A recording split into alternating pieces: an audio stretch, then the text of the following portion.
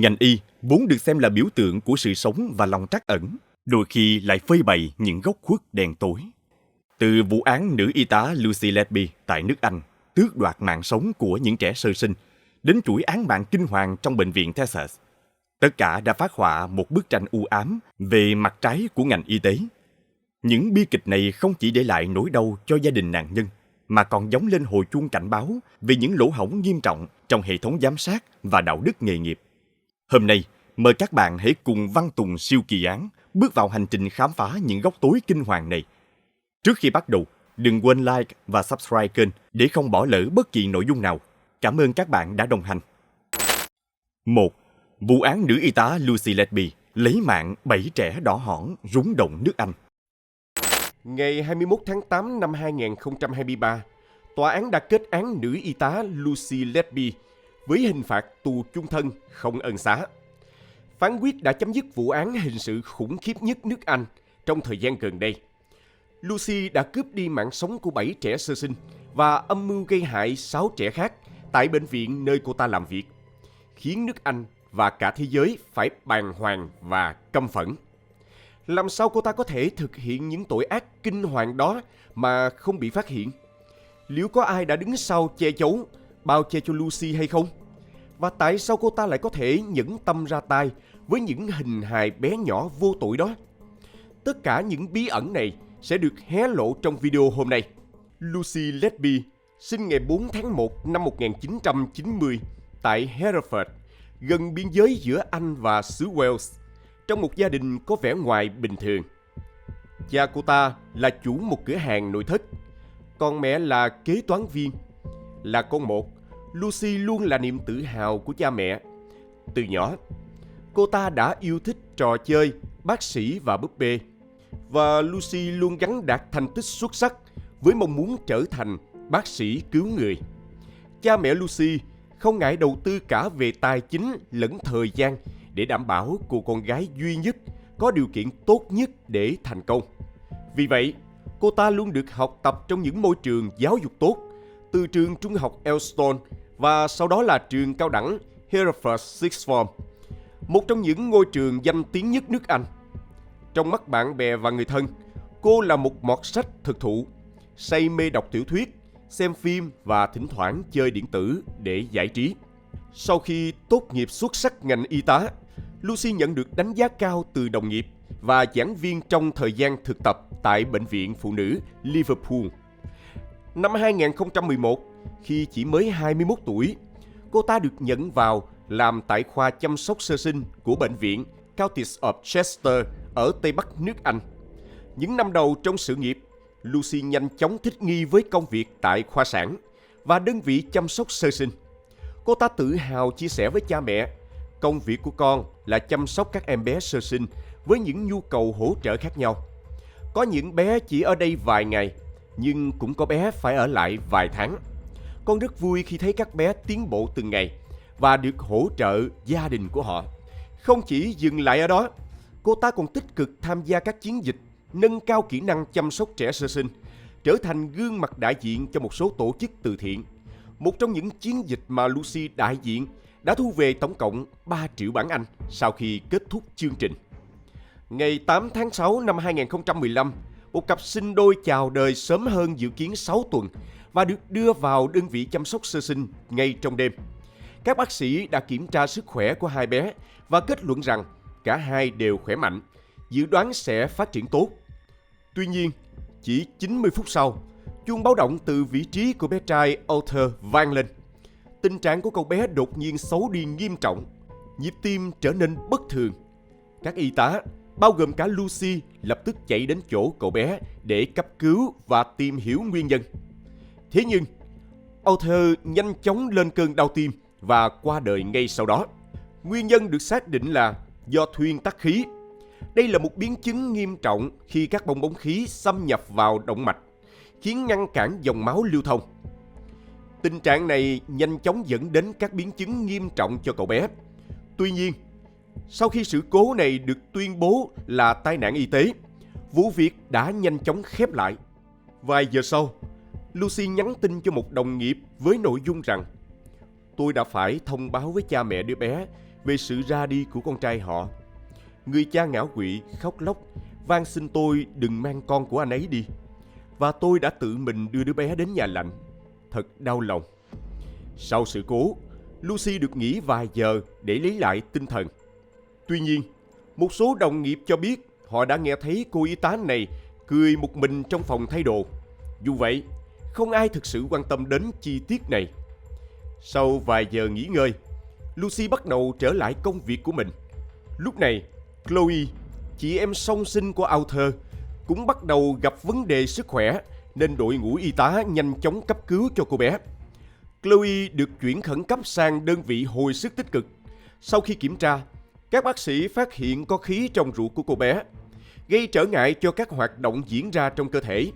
Các bác sĩ đã tiến hành cấp cứu và rất may mắn, Chloe đã được cứu sống kịp thời. Tình trạng khí và các bong bóng khí bí ẩn xâm nhập vào động mạch của các bé sơ sinh tại bệnh viện County of Chester, khiến tất cả đội ngũ y tế tại đây hoảng sợ vì không rõ nguyên nhân.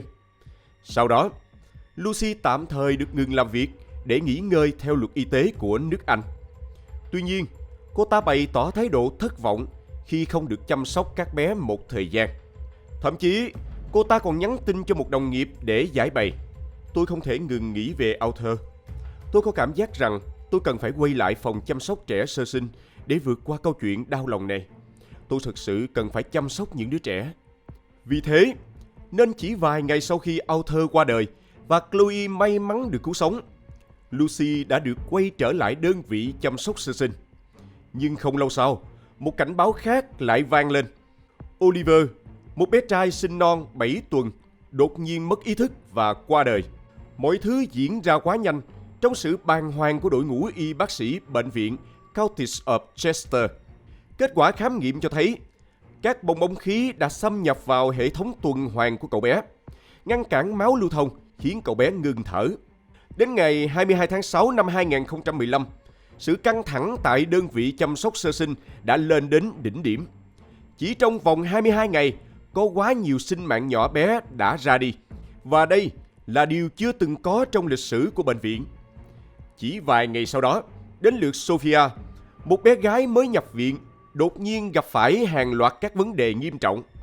Cô bé khó thở, cơ thể run rẩy và qua đời sau vài phút cấp cứu.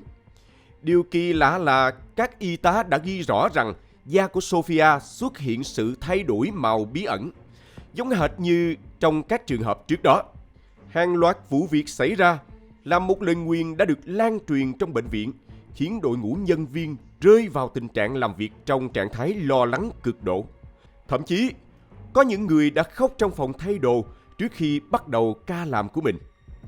Trước tình trạng này, phía bệnh viện buộc phải tiến hành một cuộc điều tra nội bộ, và người được giao nhiệm vụ này là tiến sĩ Stephen Preray, trưởng khoa tư vấn, cố vấn của đơn vị chăm sóc sơ sinh. Tất cả mọi thứ đều được tiến hành trong bí mật, tránh gây hoảng loạn cho mọi người. Tất cả máy móc đều được kiểm tra kỹ lưỡng và xem xét những ai đã có mặt vào thời điểm các ca tử vong xảy ra. Dù đội ngũ y tá thay đổi thường xuyên, nhưng có một cái tên luôn xuất hiện trong các trường hợp các bệnh nhân qua đời. Đó chính là Lucy Letby.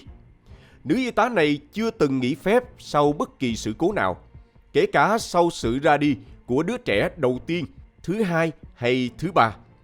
Việc đầu độc một bệnh nhân bằng cách đưa khí vào cơ thể thực tế rất đơn giản. Chỉ mất vài giây để thực hiện, và Lucy hoàn toàn có thể đã làm điều đó khi các đồng nghiệp không chú ý. Khi Alison Kelly, giám đốc điều hành của bệnh viện, nhận được bản báo cáo điều tra nội bộ, bà hiểu ngay những gì đang diễn ra. Bà Kelly nhận ra rằng đằng sau những dòng báo cáo của bác sĩ Preray có một ám chỉ rõ ràng về một kẻ thủ ác đang hoạt động trong đơn vị chăm sóc sơ sinh. Và người bị nghi ngờ nhất không ai khác chính là Lucy Letby. Tuy nhiên, thay vì hành động, Kelly quyết định bỏ qua bản báo cáo vì sợ rằng nếu sự thật bị tiết lộ quá sớm sẽ gây ra sự hỗn loạn và làn sóng tiêu cực đối với bệnh viện. Đến ngày 4 tháng 8 năm 2015, Gary, một bé trai sinh non 7 tuần, được chuyển vào đơn vị chăm sóc sơ sinh. Khi mẹ của Gary rời khỏi phòng, Lucy liền bước vào để chăm sóc cậu bé. Thế nhưng, người mẹ bất ngờ quay lại và tình cờ thấy cô ta đang làm gì đó với con của mình.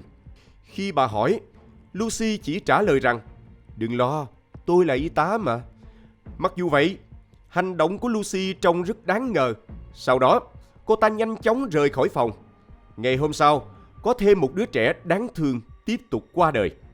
Gary là đứa trẻ thứ 4 qua đời tại đơn vị chăm sóc sơ sinh của bệnh viện Counties of Chester.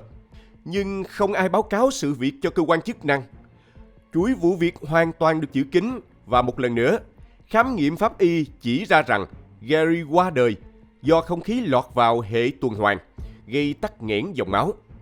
Ngay ngày hôm sau, một cặp song sinh khác cũng không qua khỏi với nguyên nhân tương tự. Ngày 7 tháng 9 năm 2015, một đứa trẻ vô tội khác cũng bị đưa không khí vào trong cơ thể nhưng may mắn sống sót. Tuy nhiên, em bé vẫn phải chịu tổn thương và trở thành người khuyết tật trong suốt phần đời còn lại của mình. Và chỉ vài tuần sau, ngày 23 tháng 10, đứa trẻ sơ sinh thứ 5 qua đời. Lúc này, gia đình bắt đầu nghi ngờ và đặt câu hỏi. Họ phát hiện ra rằng đã có nhiều trường hợp qua đời với cùng một nguyên nhân tại đơn vị chăm sóc sơ sinh này. Tuy nhiên, Ian Harvey, giám đốc y khoa của bệnh viện, chỉ trả lời một cách hời hợt rằng đúng là tỷ lệ tử vong có tăng, nhưng con số này vẫn nằm trong tiêu chuẩn quốc gia. Nếu tỷ lệ trẻ qua đời nằm trong mức cho phép, thì không có gì phải lo ngại cả. Thế nhưng, bác sĩ Stephen Preray vẫn không bỏ cuộc. Ông tiếp tục cuộc điều tra của mình và đi sâu vào từng chi tiết. Preray phát hiện ra rằng hầu hết các trường hợp qua đời đều xảy ra vào khoảng từ nửa đêm đến 4 giờ sáng, trùng với khoảng thời gian y tá Lucy thực hiện công việc kiểm tra các bệnh nhi của mình. Cô ta thường trực ca đêm để đảm bảo mọi thứ ổn thỏa, nhưng sau đó, các nạn nhân đều lần lượt qua đời. Ban giám đốc bệnh viện tiếp tục nhận được báo cáo chi tiết từ Preray, nhưng họ vẫn khăng khăng đó chỉ là trùng hợp. Họ cho rằng không có lý do gì để một con người nổi tiếng là nhân hậu và nhiệt tình như Lucy lại có thể cướp đi mạng sống của những đứa trẻ vô tội này. Tuy nhiên, giấy không gói được lửa. Tin đồn bắt đầu lan truyền trong bệnh viện. Preray chia sẻ báo cáo của mình với mọi người và các nhân viên bắt đầu nghi ngờ về nữ y tá thiên thần này. Tình hình trở nên căng thẳng đến mức trưởng khoa sơ sinh, bác sĩ Irene Powell đã liên hệ trực tiếp với bà Kelly, giám đốc điều dưỡng, và bày tỏ lo ngại rằng đội ngũ nhân sự cũng cảm thấy không tin tưởng Lucy.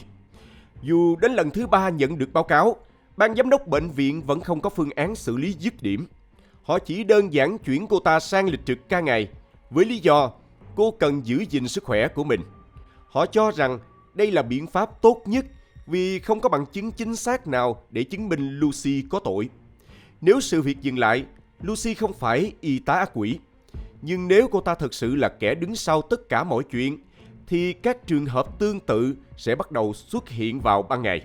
Mọi người tự hỏi, điều gì sẽ xảy ra tiếp theo? Điều khiến mọi người ngạc nhiên đó là Lucy vui vẻ đồng ý chuyển sang ca ngày và không phản đối. Thậm chí, cô ta còn khẳng định rằng việc chuyển ca là để chứng minh sự vô tội của mình.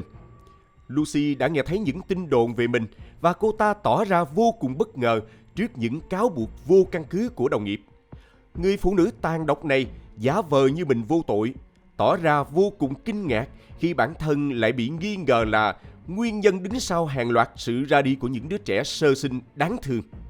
Đúng như dự đoán, chỉ vài ngày sau khi Lucy chuyển sang ca trực ngày, một cặp song sinh lại rơi vào tình trạng nguy kịch. Nhưng may mắn thay, đội ngũ y tá hôm đó đã kịp thời cứu sống cả hai.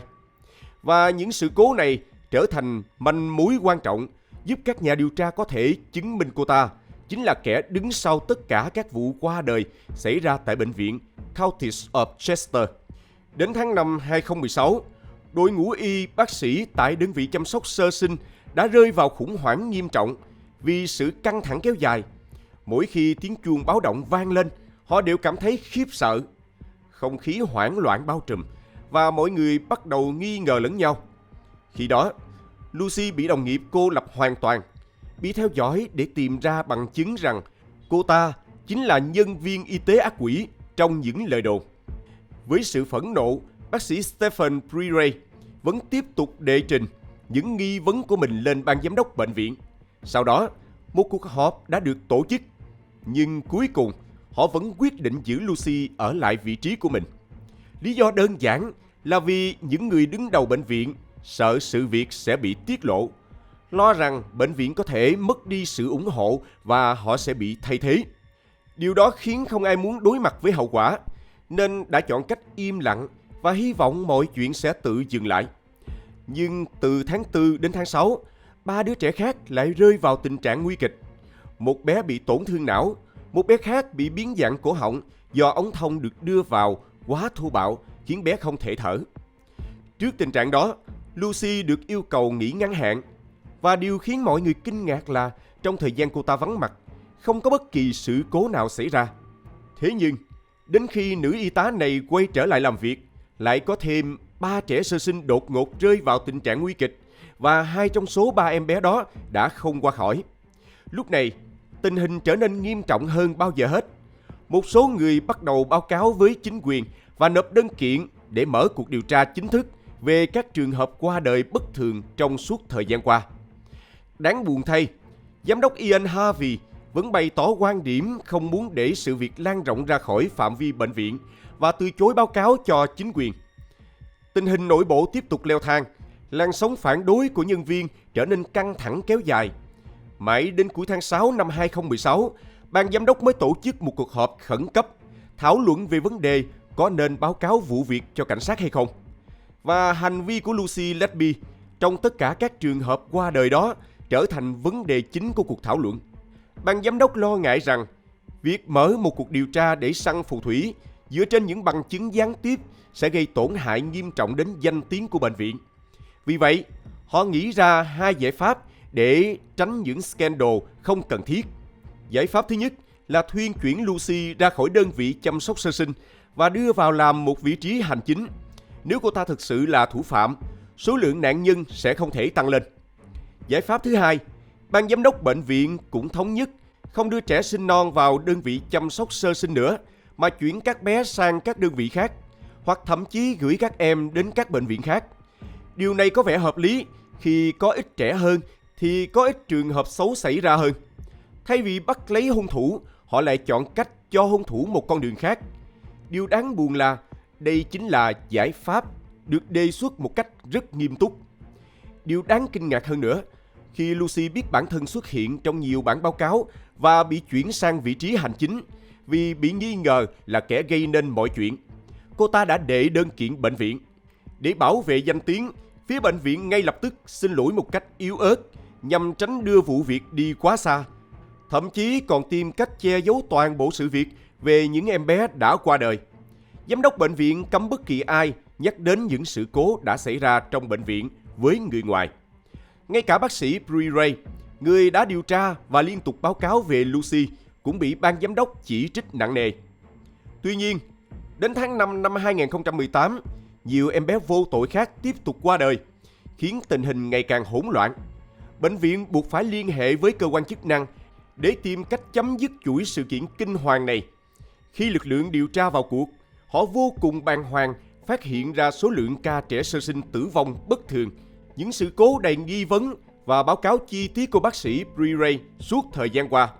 Và điều đáng sợ nhất, kẻ thủ ác bị chỉ đích danh từ đầu nhưng không ai dám đối mặt. Lucy Letby vẫn nhởn nhơ ngoài vòng pháp luật. Bác sĩ Bree Ray đã tích cực hỗ trợ cảnh sát, và chính ông là người đã phát hiện ra bằng chứng đầu tiên có thể giúp bắt giữ Lucy. Manh mối là xét nghiệm máu của một trong những nạn nhân của Lucy là trong 2 trẻ sinh đôi mà cô ta đã cố ra tay vào tháng 8 năm 2015 và cuối cùng vẫn sống sót. Bác sĩ Bree Ray lưu ý rằng lượng đường trong máu là hậu quả của việc sử dụng insulin. Điều này có nghĩa đó là hành động cố ý đầu độc những đứa trẻ đó. Ngày 3 tháng 7 năm 2018, Lucy Letby, người phụ nữ ác quỷ đội lốt y tá nhân hậu, đã chính thức bị bắt. Cảnh sát tiến hành khám xét nhà của cô ta và tìm thấy nhiều bằng chứng phạm tội. Trong nhà của Lucy, người ta phát hiện các tài liệu cá nhân liên quan đến các trẻ sơ sinh đã qua đời, những bức ảnh của cha mẹ các em bé, ảnh chụp màn hình từ trang Facebook tưởng nhớ các em, cùng những tin nhắn chia buồn từ bạn bè của gia đình. Ngoài ra, các tài liệu cũng ghi lại nguyên nhân sự ra đi của các nạn nhân. Lucy Letby không chỉ theo dõi sát sao cách gia đình các bé phản ứng sau khi con họ qua đời, mà còn tìm thấy niềm vui trong việc đọc những tin nhắn đau buồn của họ. Cô ta đã lưu giữ những khoảnh khắc này như một cách để thỏa mãn sự méo mó trong tâm trí của mình. Bên cạnh đó, cảnh sát còn tìm thấy những lá thư viết tay của Lucy, trong đó cô bộc bạch: "Tôi là kẻ ác, tôi đã làm điều này, và tôi phải trả giá cho điều này mỗi ngày. Tôi sẽ không bao giờ có con, không bao giờ kết hôn, không bao giờ biết cảm giác có một gia đình trọn vẹn là gì.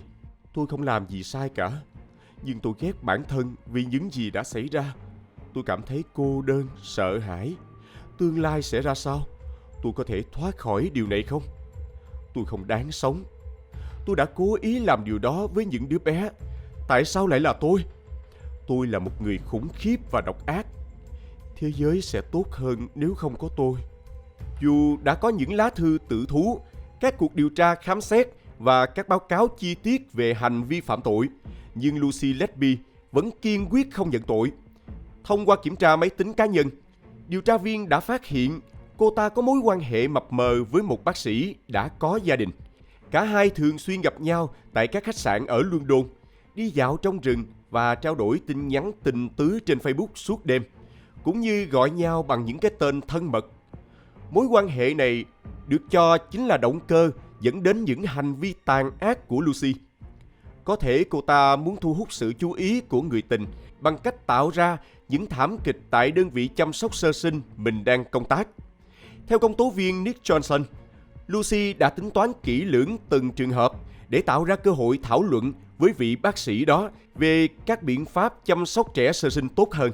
Mỗi lần chuông báo động vang lên, vị bác sĩ này thường xuất hiện ngay lập tức và an ủi người tình mà không hề hay biết rằng cô ta chính là kẻ gây ra các thảm kịch đau lòng.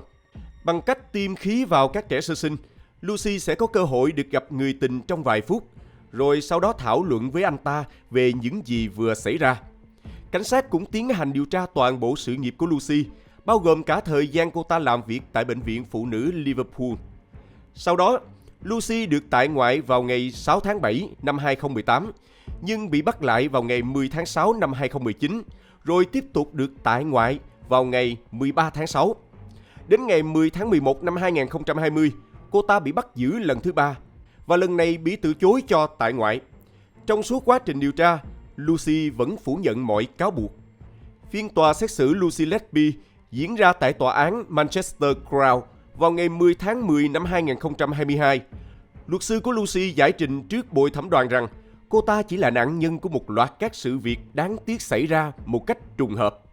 Đội ngũ bào chữa khẳng định điều kiện của đơn vị chăm sóc sơ sinh không đạt chuẩn, máy móc không được bảo trì và không đảm bảo vệ sinh là nguyên nhân chính khiến cho nhiều đứa trẻ qua đời. Cha mẹ của nữ y tá ác quỷ đội lốt thiên thần này cũng luôn có mặt tại tòa án để ủng hộ cho con gái vì vẫn nuôi hy vọng rằng Lucy bị oan. Tuy nhiên, điều khiến mọi người phẫn nộ hơn cả là sự lãnh đạm của Lucy trong suốt phiên tòa. Ngay cả khi bị giam trong một phòng kín ở cuối phòng xử án và cả khi công tố viên mô tả chi tiết các tội ác của mình, hung thủ vẫn giữ thái độ lạnh lùng, vô cảm và không hề có thái độ hối lỗi. Công tố viên Nick Johnson đã chỉ trích rất gay gắt về sự lãnh cảm của cô ta, chỉ ra rằng Lucy dường như chỉ khóc cho bản thân hơn là khóc cho những đứa trẻ vô tội mà cô ta đã cướp đi cơ hội sống. Trong suốt quá trình thẩm vấn và điều tra, cô ta chỉ bật khóc khi nói về cuộc đời mình, về bằng cấp, tuổi thơ, cha mẹ và các mối quan hệ cá nhân. Nhưng khi các nạn nhân và gia đình họ được đề cập, cô ta không hề rơi một giọt nước mắt hay tỏ ra đau buồn. Ngay cả khi gia đình các nạn nhân lên tiếng làm chứng về nỗi đau khủng khiếp sau khi mất con, người phụ nữ tàn độc này vẫn im lặng. Phiên tòa xét xử Lucy cũng bị kéo dài bởi vì tất cả các bằng chứng đều là gián tiếp. Không ai từng tận mắt thấy Lucy tiêm khí vào tĩnh mạch của những đứa trẻ. Vì vậy, các nhà điều tra phải dựa vào lịch trình làm việc, giờ giấc ra vào bệnh viện và xác định liệu nghi phạm có ở hiện trường vào thời điểm các sự việc xảy ra hay không. Sau nhiều cuộc thảo luận kín, đến ngày 18 tháng 8 năm 2023, bồi thẩm đoàn đã đưa ra phán quyết cuối cùng. Lucy Letby bị kết tội với 7 cáo buộc, cướp đi mạng sống của 7 sinh linh bé bỏng vô tội và âm mưu ra tay với 6 bé khác, trở thành một trong những kẻ sát nhân ra tay với trẻ nhỏ nhiều nhất trong lịch sử nước Anh. Theo cáo trạng, Lucy đã tiêm khí vào cơ thể của trẻ sơ sinh và những trẻ đang được chăm sóc đặc biệt, cho trẻ bú quá nhiều sữa và đầu độc trẻ bằng insulin. Kết luận thể hiện rõ động cơ phạm tội của người phụ nữ tàn độc này. Dù không chính thức, các nhà chức trách tin rằng số nạn nhân của cô ta có thể nhiều hơn, thậm chí có thể đã bắt đầu từ khi Lucy còn đang đi học và thực tập tại các bệnh viện khác. Tuy nhiên, để đảm bảo việc kết án thành công, tòa án chỉ tập trung vào 7 trường hợp cụ thể dựa trên lịch làm việc và các sự kiện mà Lucy rõ ràng có liên quan. Ngày 21 tháng 8 năm 2023, bản án cuối cùng được đưa ra. Lucy Letby bị kết án tù chung thân và không được phép hưởng ân xá. Cô ta trở thành người phụ nữ thứ tư trong lịch sử nhận án phạt nặng nhất của hệ thống pháp luật Vương quốc Anh. Đáng chú ý là Lucy thậm chí đã không có mặt trước tòa để nghe phán quyết cuối cùng và từ chối có mặt trong phiên tuyên án. Trong phán quyết, thẩm phán nhận định bị cáo đã hành xử ngược lại bản năng của người bình thường là nuôi dưỡng và chăm sóc trẻ nhỏ, đồng thời cho rằng Lucy đã có sự toan tính và ác ý trong hành động. Bị cáo không có sự hối lỗi và vì vậy không có bất kỳ tình tiết giảm nhẹ nào. Do tính chất nghiêm trọng của hành vi phạm tội, thẩm phán đã quyết định không cho phép bị cáo được ân xá sau này. Trong khi đó, Ian Harvey, giám đốc y khoa, đã chọn cách về hưu sớm và rời khỏi Vương quốc Anh, chuyển đến ở vùng Tây Nam nước Pháp. Ông ta nhận được khoản lương hưu 1,8 triệu bảng Anh cho sự cống hiến suốt sự nghiệp của mình và không phải đối mặt với bất kỳ trách nhiệm pháp lý nào cho hành động thiếu trách nhiệm đã dẫn đến chuỗi thảm kịch xảy ra tại bệnh viện Curtis of Chester. Còn Alison Kelly, giám đốc điều hành, người đã nhiều lần phớt lờ các cảnh báo về Lucy, đã bị buộc đình chỉ công tác. Trong khi đó, bác sĩ Stephen Breray được giới truyền thông Anh ca ngợi vì đã nỗ lực ngăn chặn bi kịch xảy ra với những đứa trẻ vô tội khác. Còn gia đình của Lucy đã quyết định chuyển đi nơi khác để sống ẩn danh, nhưng họ vẫn tiếp tục ủng hộ con gái từ xa và tin rằng cô vô tội. 2. Vụ án nữ y tá Sherry Rasmussen và kế hoạch tàn nhẫn của hung thủ thực sự. Los Angeles, thành phố của những thiên thần, nhưng cũng là nơi ẩn chứa những bí mật đen tối nhất. Vụ án của cô y tá trẻ Sherry Rasmussen đã trở thành một vết nhơ khó phai trong lịch sử tư pháp của thành phố này. Một câu chuyện đầy bi kịch, nơi công lý dường như bị che mờ bởi những nghi vấn và sự thật bị chôn vùi suốt hơn 2 thập kỷ. Sherry Rasmussen, một nữ y tá tận tụy, tràn đầy nhiệt huyết, đã bị tước đoạt mạng sống một cách tàn nhẫn ngay tại căn hộ của mình. Hiện trường kinh hoàng là dấu hiệu của một cuộc vật lộn khốc liệt, nhưng không có một manh mối, không một dấu vết của hung thủ. Cảnh sát Los Angeles đã bế tắc, không thể tìm ra động cơ, không thể xác định nghi phạm. Vụ án dần rơi vào quên lãng, trở thành một trong những vụ án treo gây ám ảnh nhất của thành phố. Nhưng sự thật luôn có cách để tự phơi bày. 26 năm sau, một tia sáng đã lóe lên từ bóng tối. Câu chuyện của chúng ta hôm nay bắt đầu với một cặp đôi trẻ. Chàng trai tên John Retton, tốt nghiệp trường đại học California, Los Angeles. Trong thời gian theo học tại đó, anh là thành viên đội bóng rổ của trường.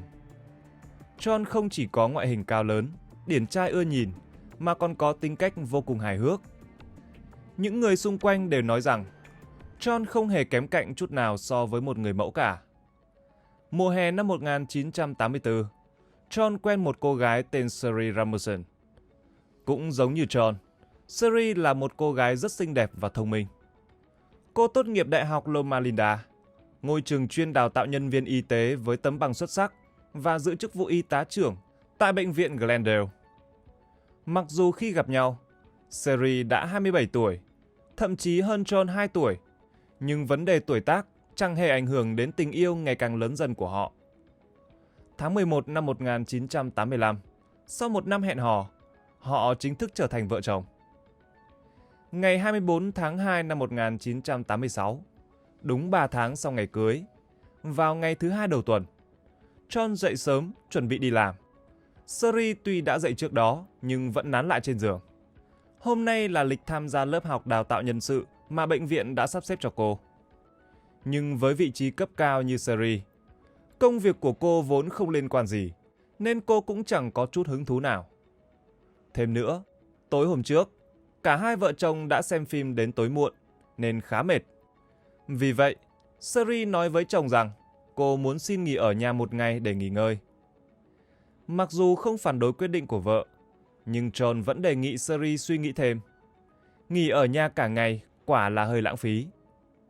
Sau khi nghe lời khuyên của chồng, Seri có chút phân vân. Sau đó, John rời khỏi nhà để đến văn phòng làm việc đúng 8 giờ sáng. Đến giờ nghỉ trưa, anh mới gọi về cho vợ để cập nhật tình hình. Anh lấy điện thoại và gọi về nhà, nhưng không có ai nhấc máy. Anh nghĩ rằng cô đã đi làm, nên gọi đến văn phòng của cô.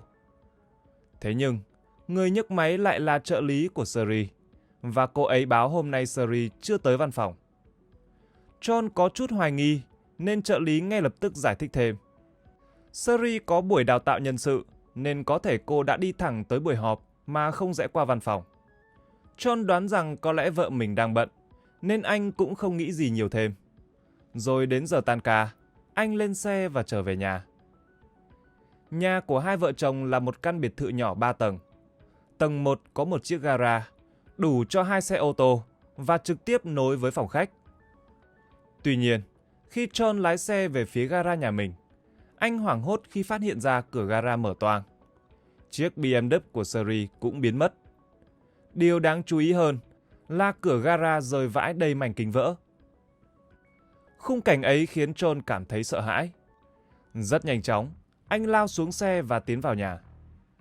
Vừa bước vào phòng khách, anh bị sốc bởi cảnh tượng trước mắt. Seri chỉ mặc áo tắm, nằm sõng soài trên sàn phòng khách. Mắt phải của cô bầm tím, còn mắt trái mở to, cả khuôn mặt sưng phồng. Điều kinh khủng hơn là trên ngực Seri có 3 lỗ thủng đen và trên sàn thì lênh láng chất lỏng màu đỏ. Sau khi cảnh sát nhận được trình báo, họ nhanh chóng đến căn biệt thự và nhiều tình tiết khác tại hiện trường đã được đội điều tra ghi nhận. Trước hết, cặp loa to tại phòng khách bị đổ xuống. Những sợi dây kết nối sau loa bị rút ra và đặt trên sàn cách không xa cửa lớn. Máy quay và máy CD ở phòng khách xếp chồng lên nhau, đặt ở lối đi lên cầu thang. Mặt CD cũng dính vệt máu. Ngoài ra, bình hoa gốm trong kệ gỗ giờ đã rơi xuống sàn.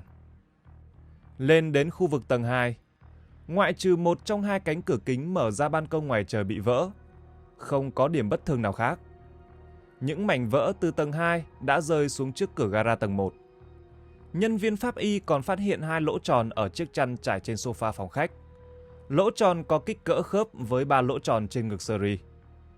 Cảnh sát kết luận, kẻ sát nhân bắn cú đầu tiên vào Seri làm cô ấy mất khả năng phản ứng. Tiếp đó, hắn dùng chăn bọc vũ khí và bắn liên tiếp 2 phát nữa nhằm giảm tiếng ồn. Tuy nhiên, không có dấu hiệu nào cho thấy có sự đột nhập qua cửa. Ngoài chiếc xe BMW của Seri, không có vật quý giá nào khác bị mất. Sau khi được bác sĩ pháp y kiểm tra kỹ càng, Seri được xác định qua đời vào khoảng trước 10 giờ sáng.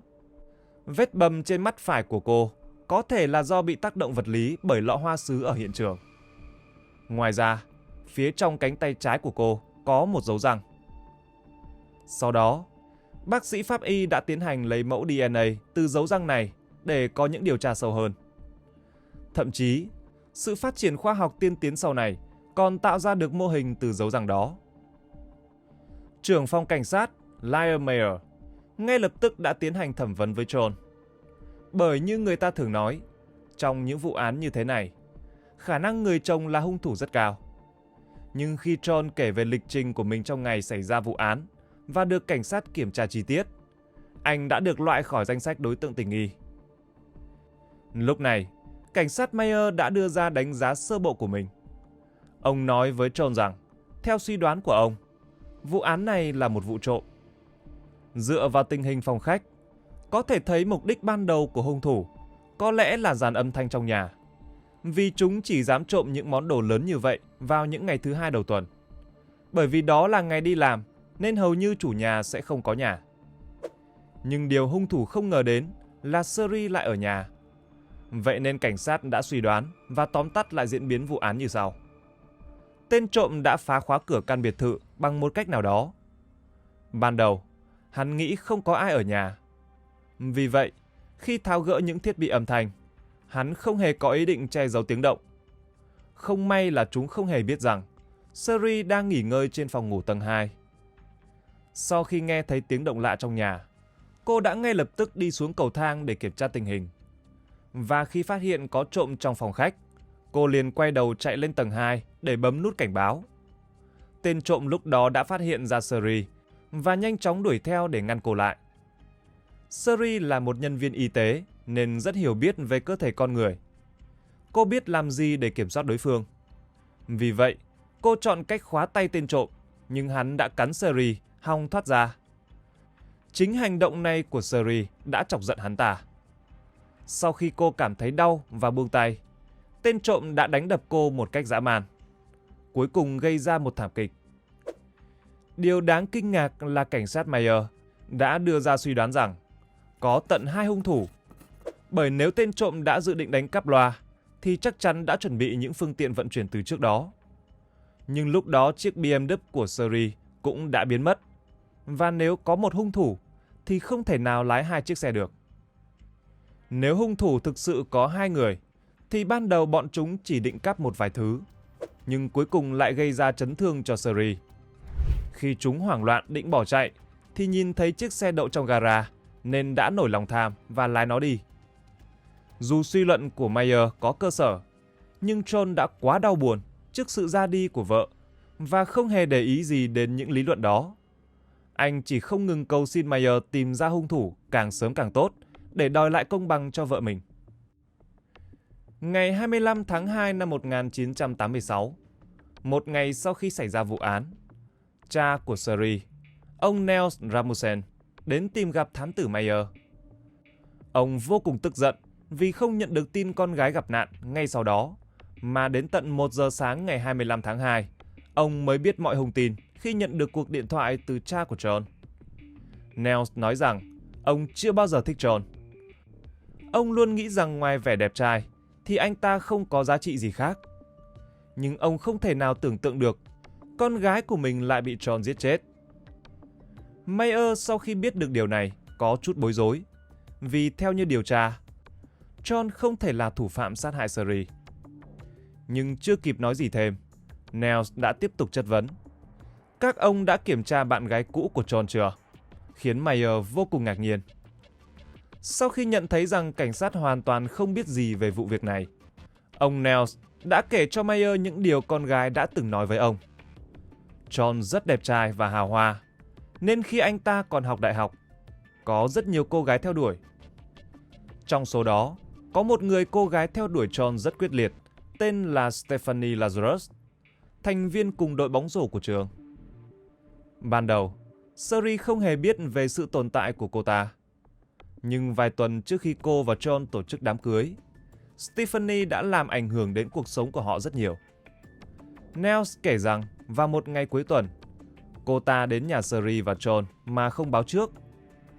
Sau đó nhờ John đánh sáp hộ tấm ván trượt tuyết mà cô ta mang theo. Nếu nhìn bề ngoài, yêu cầu của Stephanie có vẻ hơi kỳ lạ. Nhưng là một người phụ nữ, Sherry hiểu tất cả chỉ là một cái cớ, và đây rõ ràng là một hành động thách thức.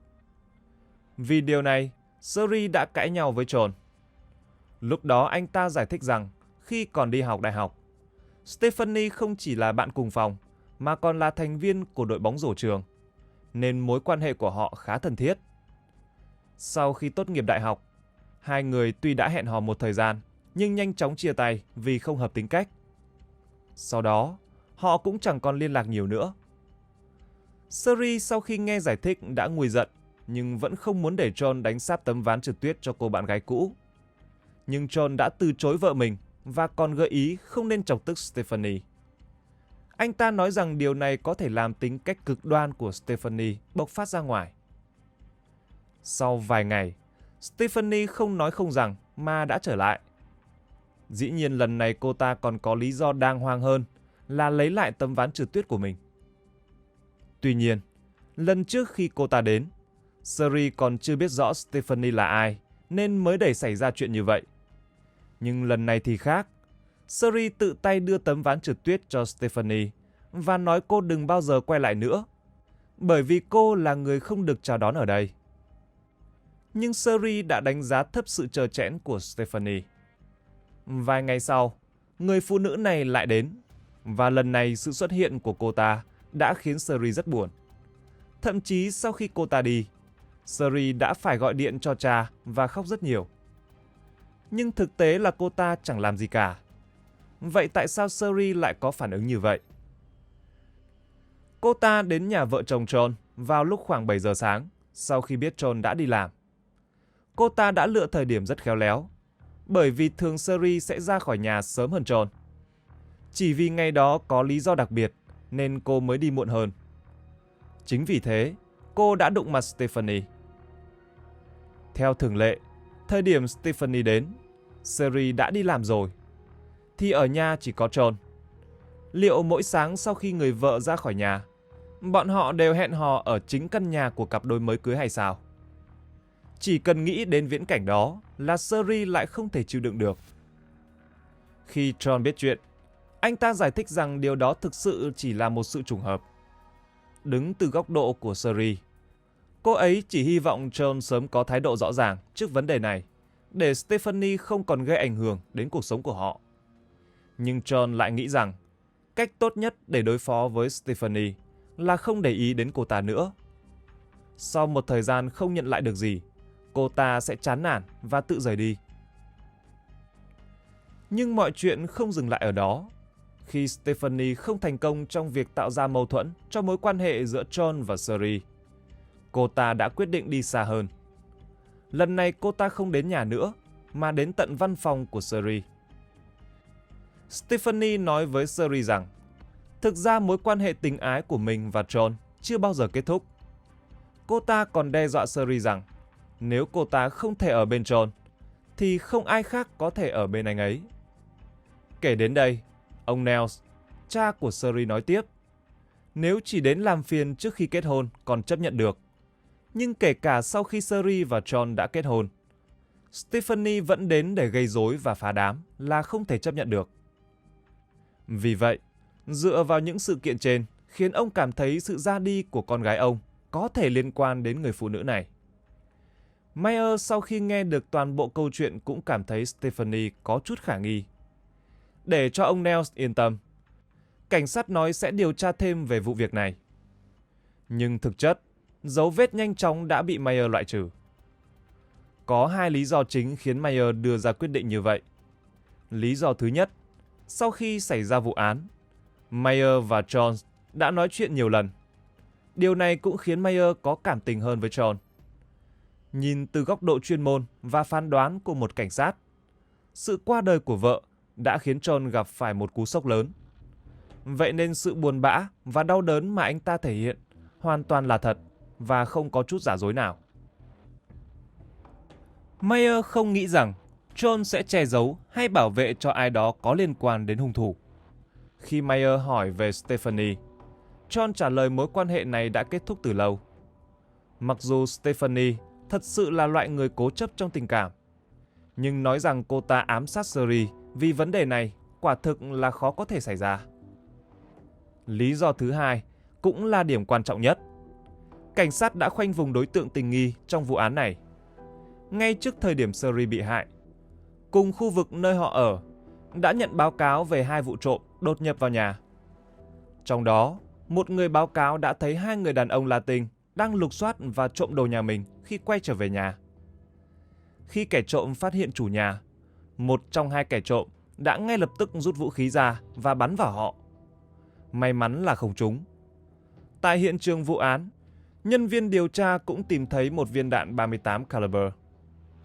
Dựa trên tình hình đó, mọi người đều tin rằng những suy đoán của Mayer từ ban đầu là khớp với thực tế. Ngay cả số lượng tên trộm cũng chính xác. Quan trọng hơn, kết quả điều tra bởi pháp y cho thấy 3 vết thương trên ngực của Suri cũng gây ra bởi một khẩu súng 38 caliber. Sau khi nhận được các thông tin, Mayer đã ngay lập tức tập trung hết nỗ lực của mình vào việc bắt giữ 2 tên trộm đó. Bước đầu tiên của một cuộc điều tra là tìm ra chiếc xe BMW của Sherry, vì nó là thứ có thể dễ phát hiện nhất. Nếu chiếc xe đã bị bán đi, dù là qua chợ đen, thì cũng dễ dàng tìm được chủ xe mới. Nhưng đáng tiếc, hung thủ lần này không làm theo ý của Mayer. Trong một tuần sau khi vụ án xảy ra, chiếc xe BMW thất lạc được phát hiện trên một con phố ở Los Angeles. Mayer cho rằng tay sát nhân đã hành động một cách nhanh chóng. Do không thể bán được chiếc xe, nên đành bỏ lại để tránh bị phát hiện. Khi tìm thấy, chiếc xe không chỉ không khóa cửa, mà chìa khóa vẫn đang cắm trên xe. Mặc dù các nhà điều tra đã tìm thấy vài vân tay trong xe, cùng vài sợi tóc màu nâu, nhưng những dấu vết này không đem lại bất kỳ tiến triển nào cho vụ án. Đến thời điểm này, cũng không có xuất hiện thêm bất kỳ tin tức nào về hai tên trộm. Sau đó, ông Nels lại tìm đến Mayer thêm vài lần, do ông không chấp nhận được giả thuyết về vụ trộm cắp từ phía cảnh sát. Vì dựa vào hiện trường, Sherry rõ ràng đã đánh nhau với tên hung thủ. Hai bên đã có khoảng thời gian vật lộn khá dài. Và ông nghĩ rằng, nếu thực sự có hai tên trộm, thì sao Sherry có thể ẩu đả với họ được? Điều này chẳng phải là một chuyện bất thường hay sao? Thêm nữa, nếu kẻ trộm nhận ra trong nhà có người, sao không chạy ngay từ đầu, mà phải quay đầu bày mưu hại chủ nhà? Điều này hoàn toàn không hợp lý chút nào. Vì vậy, ông Nels vẫn kiên định muốn Mayer điều tra bạn gái cũ của John, Stephanie. Tuy nhiên, cảnh sát có hướng điều tra riêng. Không phải ai nói gì họ cũng sẽ điều tra theo. Nhưng Nels quả thực cũng là một người đàn ông cứng đầu. Có giải thích thế nào với ông ấy cũng vô ích. Cuối cùng, Mayer tức giận và nói với Nels, có phải ông đã xem quá nhiều phim truyền hình rồi phải không? Dù vậy, ông Nels vẫn quyết không từ bỏ. Ông không chỉ đưa vụ việc này lên báo chí, mà còn chi $10.000 cho ai tìm ra hung thủ. Một năm sau khi xảy ra vụ án, ông đã hợp tác với nhà sản xuất phim truyền hình chuyên làm về các vụ án mạng để thực hiện một đoạn phim tài liệu về vụ án mạng của Sherry. Trong nhiều năm, ông cũng liên tục gọi cho cảnh sát Los Angeles thúc đẩy tình hình điều tra của Stephanie, khiến cho cảnh sát cảm thấy rất phiền phức. Chỉ cần nhìn thấy cuộc gọi của ông, họ sẽ lập tức ngắt máy. Vài năm sau khi xảy ra vụ án, Nels thấy một tin tức trên TV về công nghệ kiểm tra DNA mới, nên ông đã lập tức liên hệ với cảnh sát. Ông yêu cầu họ so sánh DNA với bằng chứng tìm thấy tại hiện trường. Nhưng không ngờ, cảnh sát chịu trách nhiệm vụ của Sherry lại trả lời rằng việc so sánh DNA đòi hỏi chi phí rất cao, mà đội của họ hoàn toàn không có ngân sách để chi trả cho việc đó. Ngay lập tức, Nels đã nói, cần bao nhiêu tiền, ông sẽ chi trả hết. Phía cảnh sát lại tiếp tục phản hồi, kể cả có tiền cũng không giải quyết được gì. So sánh DNA cần có nghi can, thứ mà vụ án của con gái ông không có. Ông Nels ngay lập tức đáp lại rằng Stephanie không phải là nghi can hay sao? Cuối cùng cảnh sát chỉ cười xòa và không để ý đến lời nói của ông. Bởi Stephanie chỉ là nghi can của chính Nels mà thôi. Cô ta chưa bao giờ là nghi can của cảnh sát. Thoáng chốc, đã 15 năm trôi qua. Năm 2001, Thượng tá Bernard Park của Cục Cảnh sát Los Angeles thành lập một nhóm chuyên giải quyết các vụ án còn tồn đọng và chưa được sáng tỏ. Năm 2004, tức 3 năm sau khi nhóm được thành lập, một thám tử thuộc bộ phận, Jennifer Francis, khi sắp xếp hồ sơ thì tìm thấy thông tin vụ án của Sherry. Những thông tin trong hồ sơ nhanh chóng đã thu hút sự chú ý của Jennifer. Bởi tất cả chứng cứ của vụ án này, vào ngày 11 tháng 10 năm 1993, đã bị một cảnh sát tên Firmaid lấy đi từ phòng chứng cứ. Nhưng điều này không quan trọng. Điều đáng chú ý hơn là phòng chứng cứ chỉ ghi nhận việc chúng đã bị lấy đi, mà không có dấu vết gì của việc trả lại. Điều đó có nghĩa là tất cả chứng cứ về vụ án của Sherry đều đã biến mất. Kỳ lạ là, khi Jennifer tìm đến cựu cảnh sát Phil và hỏi tại sao ông ta không trả lại chứng cứ, ông trả lời quả quyết và cho rằng có thể bản ghi chép đã bị làm giả. Nhưng Jennifer là một thám tử nghiêm túc. Cô đã đọc kỹ hồ sơ, từ đó phát hiện ra một vấn đề khác. Thời điểm đó, bác sĩ pháp y đã phát hiện bên trong cánh tay trái của Sherry có vết cắn. Chẳng phải là đã phát hiện dấu răng và sử dụng que tăm bông để lấy mẫu DNA hay sao? Không hiểu do sơ sót hay lý do gì đó khác, nhưng que tăm bông này không được liệt vào danh sách bằng chứng. Điều đó có nghĩa rằng có lẽ nó đã không được đưa vào phòng chứng cứ. Vì vậy, que tăm bông có thể vẫn đang để trong tủ lạnh của phòng pháp y. Khi nghĩ đến điều này, Jennifer đã liên hệ đến phòng pháp y ngay lập tức để tìm tung tích que tăm bông đó. Sau một vòng tìm kiếm, thật không ngờ, bác sĩ pháp y thực sự đã tìm thấy nó ở một góc tủ lạnh. Thời điểm đó, công nghệ kiểm tra DNA đã rất tân tiến. Sau khi tìm thấy, Jennifer đã yêu cầu phòng pháp y trích xuất DNA trên mẫu để đối chiếu với cơ sở dữ liệu DNA của Cục Cảnh sát. Tuy nhiên, sau khi đối chiếu, kết quả dấy lên khá nhiều nghi ngờ. DNA trên mẫu không khớp với DNA trong cơ sở dữ liệu của Cục Cảnh sát. Nhưng một điểm có thể chắc chắn rằng, đó là DNA thuộc về một người phụ nữ. Sự xuất hiện của kết quả này đã phá tan giả thuyết vụ trộm của Mayer nhiều năm trước đó. Điều không thể ngờ là Jennifer chỉ điều tra đến bước này rồi kết thúc. Vụ án lại một lần nữa bị đóng lại và lưu trữ. Câu hỏi đặt ra là, tại sao sau khi xác định DNA là của phụ nữ, Jennifer không đi đối chiếu với Stephanie? Sự thật là Jennifer hoàn toàn không biết gì về sự tồn tại của Stephanie. Quay trở lại thời điểm vụ án mới xảy ra đó. Cho dù dấu vết mà nhân chứng cung cấp là thật hay không, cảnh sát sẽ ghi lại lời khai của những người liên quan. Đáng lý ra, dù không tin vào giả thuyết của ông Nels khi đó, cảnh sát ít nhất cũng phải tuân thủ theo quy trình. Nhưng Jennifer không hề tìm thấy bất cứ tư liệu nào trong tệp hồ sơ. Thậm chí bản ghi âm tại hiện trường cũng không có chút thông tin nào về Stephanie. Mayer thời điểm đó đã nghỉ hưu. Mặc dù Jennifer phát hiện ra DNA là của phụ nữ, nhưng trong hồ sơ vụ án không có bất kỳ nghi phạm là nữ giới nào cả. Vì vậy, cô chỉ có thể để vụ án này tiếp tục rơi vào lãng quên. Thời gian tiếp tục trôi qua. Đến tháng 2 năm 2009, tức là 23 năm kể từ khi vụ án của Sherry xảy ra, số vụ án mạng của khu vực Los Angeles giảm đáng kể. Điều này khiến các thám tử của đội giải án rơi vào cảnh không có việc để làm. Một lần nữa, họ lại đào lại các vụ án trong quá khứ chưa có lời giải để tái điều tra. Trong số đó, hai cảnh sát Jim Nuttall và Pete Baba bắt đầu quan tâm đến vụ án của Sherry. Ban đầu, họ chỉ quan tâm đến việc chứng cứ DNA chỉ ra hung thủ có thể là một người phụ nữ.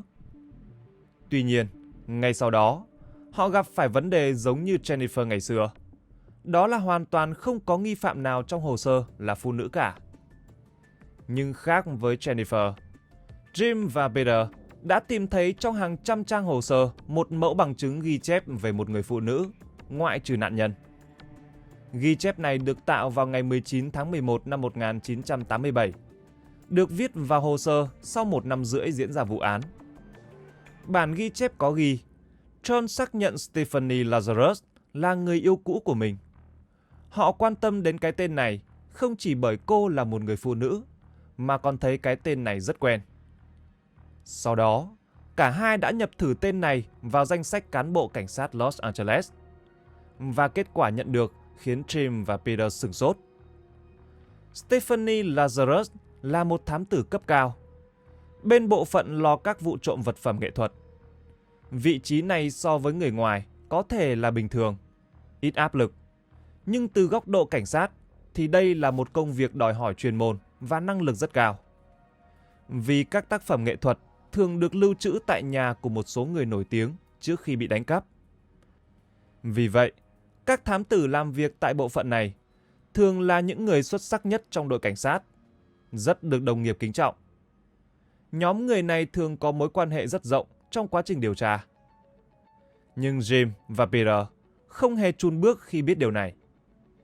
Theo quan điểm của họ, nếu Stephanie thực sự là thủ phạm, thì vũ khí tấn công Sherry phần nhiều sẽ đến từ khẩu súng cô ấy mang theo. Tuy nhiên, vũ khí của cảnh sát thường có 2 khẩu. Một khẩu được cấp bởi cục cảnh sát để làm nhiệm vụ. Một khẩu họ mua bằng tiền cá nhân. Và vũ khí dự phòng này phải được đăng ký chính thức. Nếu là một người dân thường, sau khi phạm tội, chắc chắn sẽ cố gắng phá hủy hung khí. Tuy nhiên, đối với cảnh sát, nếu làm mất vũ khí công tác thì sẽ bị phạt rất nặng, nên cô ta chỉ có thể dùng vũ khí dự phòng để phạm tội. Khi nghĩ đến điều này, họ đã thử tra cứu hồ sơ vũ khí dự phòng của Stephanie. Kết quả tra cứu cho thấy, tháng 3 năm 1996, vài tuần sau vụ án ở Sydney, Stephanie đã báo cáo về việc vũ khí dự phòng của cô bị ai đó lấy mất. Trùng hợp thay, khẩu độ của súng chính xác là 38 caliber. Sau phát hiện quan trọng này, Jim và Peter quyết định liên lạc với người thân của nạn nhân để hiểu rõ hơn tình hình. Nhưng khi gặp Nels, ông lại phàn nàn rằng ông đã phản ánh rất nhiều lần về cô nữ cảnh sát đó, nhưng không ai tin ông. Tại sao sau nhiều năm, cảnh sát lại một lần nữa tìm đến ông? Hai thám tử trẻ khi được nghe về điều này liền cảm thấy không ổn, nên đã tìm gặp cựu cảnh sát trưởng Mayer. Ông Mayer trả lời chuyện của Stephanie đã được ghi rất rõ ràng trong hồ sơ. Lúc đó Mark chợt nhận ra, hồ sơ rất có khả năng đã bị người khác thay đổi. Quay lại năm 1993. Khi xem xét việc có người đã lấy mất tất cả bằng chứng trong vụ án của Sherry, Mark nhận thấy người duy nhất có thể làm được điều đó chỉ có thể là Stephanie mà thôi. Nhưng việc điều tra một thám tử hàng đầu không phải là một chuyện dễ dàng. Jim và Peter vẫn coi mọi chuyện như là một suy đoán và báo cáo lên trưởng bộ phận là Robert. Sau khi biết chuyện này, Robert đã suy nghĩ một thời gian dài, nhưng cuối cùng vẫn phê duyệt cho hai người họ tiếp tục điều tra. Nhưng trước khi có được bằng chứng quyết định, mọi chuyện hoàn toàn là bí mật, bởi nếu có nhầm lẫn thì sẽ rất khó khăn cho họ. Một ngày trong tháng 5 năm 2009, Rhino và Gasco, hai thám tử phụ trách theo dõi bí mật Stephanie, phát hiện cô ta vào siêu thị Costco. Khi ra ngoài, cô ta cầm theo một cốc đồ uống và nán lại bàn trước cửa siêu thị để thư giãn ngồi uống nước. Sau khi uống hết, cô ta đã rời đi và bỏ lại cốc nước. Hai thám tử nhanh chóng tiếp cận một cách bí mật để lấy đi chiếc cốc đó. Họ thành công lấy được DNA của Stephanie thông qua chiếc cốc này. Và cô ta không hề biết DNA của mình hoàn toàn trùng khớp so với DNA được trích xuất ra từ dấu răng trên tay Sherry. Ngày 5 tháng 6 năm 2009, hai viên cảnh sát trẻ đã trộm bức tranh từ Cục Cảnh sát Los Angeles hòng tạo hiện trường giả. Sau đó, họ đã báo cáo với Stephanie về vụ trộm tranh và mời cô xuống tầng hầm của tòa nhà để thẩm vấn nghi phạm. Stephanie đồng ý ngay mà không suy nghĩ. Tuy nhiên, khi xuống đến tầng hầm, cảnh sát lại bắt cô ngồi vào vị trí dành cho nghi phạm. Lý do họ phải đánh lừa cô xuống tầng hầm là vì cảnh sát quy định tất cả mọi người xuống tầng hầm đều phải tháo súng mang theo. Khi đội cảnh sát điều tra của Jim và Peter hỏi cô về vụ án Sherry năm xưa, Stephanie mới biết mình đã bị lừa. Nhưng là một cảnh sát lâu năm, cô ta vẫn hoàn toàn bình tĩnh, thậm chí còn nói chuyện cười đùa với những người đang thẩm vấn mình và chối bỏ mọi lời cáo buộc. Cô còn trêu chọc: "Các anh không có tư cách thẩm vấn tôi, vì các anh còn chẳng tuân thủ quy trình cơ bản. Trước khi thẩm vấn, cảnh sát cần phải công bố bản cáo trạng của người bị thẩm vấn. Các anh không hiểu điều đó sao?" Nhưng Stephanie không hề biết. Người thực sự không hiểu là cô ta. Cảnh sát không công bố quyền lợi là đang muốn giúp cô ta. Nếu Stephanie thú nhận ngay lúc này, thì có lẽ còn được xem là cô ta đã đầu thú. Đáng tiếc rằng, Stephanie không hiểu ý tốt của đồng nghiệp ngay cả khi điều đó đã xảy ra. Đội thẩm vấn tiếp tục nói thêm: "Đây không phải là phiên tòa. Chúng tôi chỉ muốn hiểu thêm một chút về tình hình vụ án của Sherry. Nếu cô không muốn trả lời câu hỏi của chúng tôi, cô có thể rời đi. Sau khi nghe xong câu nói này, Stephanie không nói một lời nào và cất bước ra đi. Tuy nhiên, khi vừa bước ra khỏi phòng thẩm vấn, một cặp còng tay sáng bóng đã ngay lập tức chòng vào tay cô ta. Stephanie được mời quay trở lại một lần nữa. Lúc này, các cảnh sát có mặt bắt đầu đọc bản cáo trạng và lệnh bắt giữ nghi phạm. Đến tháng 3 năm 2012, tức 26 năm sau khi xảy ra vụ án, Stephanie cuối cùng cũng đứng trước vành móng ngựa. Cô ta bị kết án tù chung thân và có thể xin ân xá sau 27 năm thi hành án. Lúc đó Stephanie đã 79 tuổi. Cuối cùng, mọi nỗ lực của ông Nels, người cha đã miệt mài đi tìm công lý và đòi lại công bằng cho con gái, đã được đền đáp. 3. Vụ án nữ y tá Vicky Jones tìm thuốc kết liễu tất cả bệnh nhân của mình. Xin chào các bạn. Hôm nay chúng ta sẽ đến với thị trấn nhỏ Nakuna ở bang Texas của Hoa Kỳ. Nữ chính là Vicky Jones Carson. Cô là một y tá ngọt ngào với nụ cười tỏa nắng luôn nở trên môi. Tại nơi làm việc, cô được biết đến là một người chu đáo và chuyên nghiệp. Cô luôn giúp đỡ bệnh nhân và giải quyết tổn thương của họ mà không đợi một lời phàn nàn. Còn đối với cư dân của Nakuna, Vicky là cô gái lịch sự và nhẹ nhàng thị trấn. Nhưng đột nhiên đến một ngày, Vicky bỗng chốc biến thành người hoàn toàn khác. Từ cô y tá yêu mến bỗng trở thành một phụ nữ máu lạnh, tước đoạt sinh mạng của nhiều nạn nhân. Nakuna từ trước đến giờ nổi tiếng là nơi an toàn, chưa từng có một tiền lệ nào về việc có án mạng. Vậy rốt cuộc đã có chuyện gì xảy ra với cô gái này? Điều gì đã khiến cô ấy biến chất như vậy? Vicky Jones Carson sinh ngày 13 tháng 2 năm 1966 tại quận Montague, Texas. Vicky đã làm trợ lý y tá từ khi còn học trung học cơ sở. Nguồn cảm hứng khiến cô khao khát trở thành y tá phải kể đến bà Florence Nightingale, nhà sáng lập của ngành điều dưỡng, đồng thời cũng là nhà cải cách xã hội và nhà thống kê học người Anh. Vicky luôn coi bà là hình mẫu lý tưởng để trở nên tốt hơn. Với tư cách là một y tá, Vicky luôn tận tâm với nghề, vì biết các bệnh nhân sẽ thích các y tá sạch sẽ và có mùi thơm. Cô sẽ mua những chai nước hoa giảm giá ở siêu thị Walmart. Ngoài ra, Vicky còn rất gọn gàng. Cô sẽ nhuộm tóc và buộc kiểu đuôi ngựa phía sau. Các cấp trên và nhân viên trong bệnh viện cũng luôn yêu quý và hoan nghênh cô, vì Vicky luôn nhiệt tình với các bệnh nhân và đồng nghiệp của mình. Mặc dù rất thành công trong sự nghiệp, nhưng đời sống cá nhân của Vicky lại khá phức tạp. Cô được ví như đóa hoa tường vi trong thị trấn, mặc dù rất đẹp nhưng ít được mọi người chú ý đến. Cho đến khi cô là người bắt đầu câu chuyện trước. Những năm đầu Vicky làm y tá, cô không bắt chuyện với đàn ông trước bao giờ. Sau giờ làm việc dài tại bệnh viện, Vicky sẽ thay bộ đồ blau trắng quen thuộc thành quần jean và áo phông. Sau đó, cô nàng sẽ đi bộ xuống phố, cạnh tiệm sửa xe gần Dairy Queen. Đây là một nơi mà các học sinh trung học hay lui tới.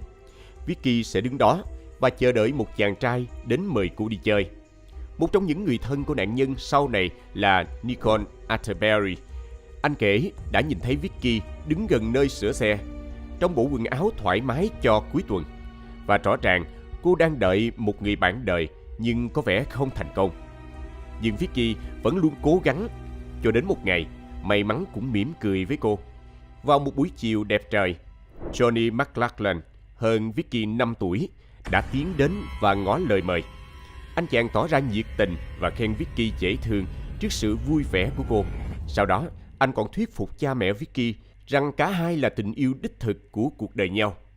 Mặc dù đây có thể chỉ là tình cảm thoáng qua, mặn nồng trong chốc lát, giống như chuồn chuồn lướt nước, nhưng cặp đôi đã nhanh chóng kết hôn và chưa kịp để tình yêu thăng hoa thì họ đã chia tay chỉ 1 năm sau đó. Giống như bình yên trước cơn bão, sau cuộc hôn nhân chóng vánh, cuộc sống của Vicky cũng bắt đầu xuống dốc từ thời điểm này.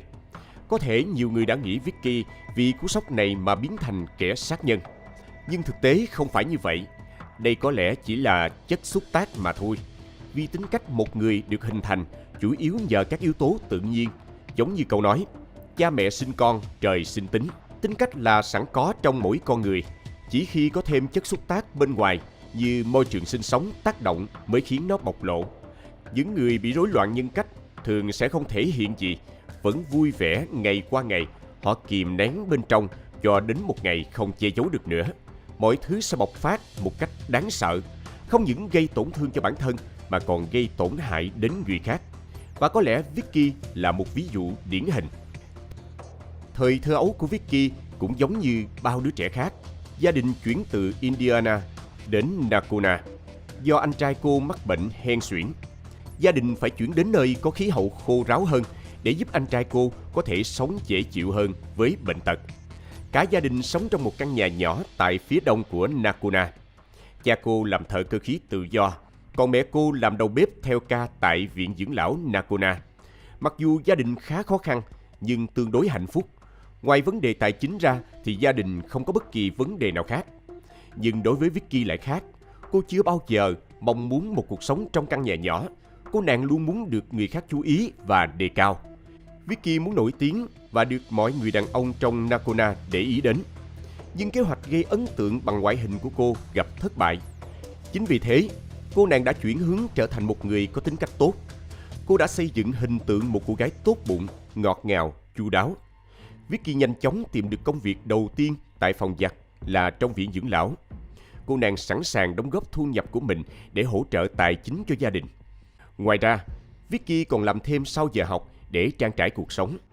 Vào năm cuối trung học, cô đã được thăng chức trở thành trợ lý y tá tại viện dưỡng lão Nacona. Từ đây, cũng mở ra một chương mới cuộc đời cô với một nhân cách tươi mới, lạc quan và được mọi người yêu mến. Vì cô đã làm việc một cách tận tâm nhất. Công việc của Vicky là dọn giường cho các bệnh nhân và vệ sinh cá nhân cho từng người. Cô cũng sẽ chăm sóc những người không có khả năng di chuyển và giúp họ cử động để tránh tình trạng cơ thể bị hoại tử khi nằm quá lâu.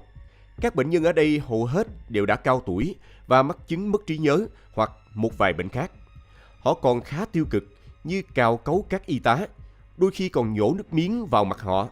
Những điều này sẽ khiến cho các y tá làm việc tại đây rất áp lực, dễ biến họ trở nên cáu kỉnh. Đôi khi có người sẽ để bụng và trả thù. Nhiều người sẽ nói xấu khi ngồi tụ tập với nhau, nhưng Vicky lại như một thiên thần. Cô luôn vui vẻ và rạng rỡ khi làm việc. Cũng chưa bao giờ thốt ra một câu xúc phạm hay khó nghe nào về bệnh nhân. Mọi người ở đây coi cô như một nàng tiên giáng thế. Thế nhưng, mọi người chỉ biết đến và đánh giá cao cô trên phương diện công việc. Vicky không quá nổi tiếng với cánh đàn ông tại đây cho lắm. Cô cũng thường bị từ chối và phớt lờ. Tuy nhiên, không vì vậy mà cô lơ là công việc. Vicky làm việc một cách tận tâm, không đơn giản chỉ làm việc để được nhận lương, mà cô chân thành với từng công việc mình đang làm. Vicky giống như vị cứu tinh với những bệnh nhân cô đơn tại đây. Cô lắng nghe những câu chuyện buồn và an ủi họ. Vicky cũng rất tự hào về sự nghiệp của bản thân. Cô rất nhanh chóng trở thành y tá giỏi nhất Nacona. Mặc dù sự nghiệp thăng hoa, nhưng đường tình duyên của cô lại lận đận vô cùng. Sau khi ly hôn với Johnny vào tháng 5 năm 1984, Vicky chuyển về sống cùng cha mẹ của mình và thuận lợi tốt nghiệp trung học. Sau đó cô tiếp tục hoàn thành công việc tại viện dưỡng lão và mong muốn trở thành một y tá được cấp phép dạy nghề. Nhưng trong vòng 6 tháng sau khi tốt nghiệp, Vicky có thai với người đàn ông tên Leroy Carson. Anh ta là một người bán hàng tự do về cơ khí. Sau đó, Vicky tiếp tục làm việc tại viện dưỡng lão và để dành tiền cho việc đăng ký vào trường cao đẳng gần đó. Sau khi sinh con trai Curtin đầu lòng, ngay sau đó, Vicky lại mang thai lần thứ hai và sinh con gái Jennifer vào năm 1986. Một năm sau, cô quay trở lại với công việc y tá của mình tại bệnh viện đa khoa Nacona. Trong khi đó, Leroy lại không quá bận tâm đến gia đình, còn Vicky phải lo từ A đến Z. Cô hết dọn dẹp nhà cửa, làm việc ca đêm tại viện dưỡng lão, rồi ban ngày đi học. Còn những đứa con của họ thì sống cùng ông bà ngoại ngay phía bên kia đường. Điều này đã cho thấy Leroy chưa sẵn sàng cho vị trí làm chồng và làm cha trong gia đình của mình. Nhưng biến cố chợt đến, ông nội của Vicky ốm nặng, cha mẹ của cô phải chuyển về Indiana để chăm sóc. Vì thế mà mọi công việc dồn hết lên một mình cô. Vicky phải kiếm sống nuôi thân và các con, vừa làm tất cả các công việc gia đình, vừa hoàn thành việc học. Còn Leroy thì vẫn bình thản, như thể những việc trong gia đình này không liên quan đến anh ta. Vicky cố gắng nhắm mắt làm ngơ trước sự thờ ơ của chồng, chỉ mong gia đình được yên ấm. Trong một bài báo trên cuốn tạp chí True Story, Vicky đã chia sẻ về mẫu đàn ông lý tưởng của mình là một người đàn ông tinh tế. Cô cũng ước mơ có một ngôi nhà xinh xắn với tường rào gỗ trắng bao quanh. Khi làm việc tại viện dưỡng lão, Vicky cũng kể cho những bệnh nhân ở đây nghe về niềm ước ao của cô, nên cô luôn cố gắng cho mơ ước của mình thành hiện thực. Thế nhưng, những nỗ lực của cô để cải thiện mối quan hệ với Leroy đều thất bại. Sau một lần làm tóc, trang điểm và mặc chiếc áo khoác vàng nổi bật với hy vọng gây ấn tượng, Vicky chỉ nhận lại sự phũ phàng từ chồng. Anh ta nói thẳng rằng nếu không vì con cái, anh sẽ không bao giờ cưới cô. Sau đó là những chuỗi ngày cãi nhau và xung đột gia đình dai dẳng. Vicky còn thỉnh thoảng động tay động chân với những đứa con để giải tỏa tâm trạng sau khi cãi nhau với chồng. Cho đến năm 1994, Leroy dọn khỏi ngôi nhà. Cuộc sống gia đình của Vicky chính thức tan vỡ. Giấc mơ về ngôi nhà xinh xắn yên bình của cô cũng sụp đổ. Nhưng hy vọng hạnh phúc trong cô chưa bao giờ tắt. Việc làm hài lòng mọi người và mong muốn được người khác giới chấp nhận giống như một thói quen khó bỏ. Cô khao khát có một người đàn ông bên cạnh để khiến cuộc sống hoàn hảo. Để làm được điều này, Vicky đã cố gắng giảm cân. Không điều gì có thể ngăn cản cô tìm kiếm hạnh phúc của mình. Nhưng vấn đề lại là ở những người đàn ông tại Nacona. Họ chưa bao giờ chú ý đến sự hiện diện của cô. Sau khi độc thân, Vicky trở lại lối sống như thời trung học, mặc trang phục táo bạo và xuất hiện tại những đêm nhạc đồng quê hay các con phố đông đúc để tìm kiếm sự chú ý. Tuy nhiên, thay vì đạt được điều mình muốn, cô dường như ngày càng trở nên lạc lõng. Một trong những nạn nhân của Vicky, Lisa Pelkey, từng kể lại rằng cô ấy không có ký ức gì về Vicky. Khi được phỏng vấn về việc có nhận ra Vicky tại bệnh viện hay không, Lisa đã bật khóc vì không nhớ. Có lẽ vì nạn nhân là cô gái luôn được chào đón, cô có thể có bất kỳ chàng trai nào cô muốn, nên Vicky đã nhắm vào cô chỉ vì ghen tị và muốn được như cô ấy. Hoặc cũng có thể vì người đàn ông Vicky muốn lại thích người phụ nữ khác. Nhưng lý do thực sự đằng sau cuộc tấn công vẫn là một bí ẩn cho đến tận ngày nay. Khi đó, Vicky vẫn miệt mài với công cuộc tìm kiếm bạn đời. Cô thường diện những bộ trang phục bắt mắt, cùng bạn bè đến các họp đêm. Nhưng dù cố gắng, Vicky vẫn không được chú ý. Không ai mời cô khiêu vũ hay thậm chí đề nghị mua đồ uống. Mọi ánh nhìn đều hướng về những cô gái trẻ trung và quyến rũ như Lisa. Vicky chỉ có thể lặng lẽ ngồi quan sát, lòng đầy tủi thân. Cuối cùng, để kết thúc cuộc săn của mình, Vicky đành phải tự ra tay.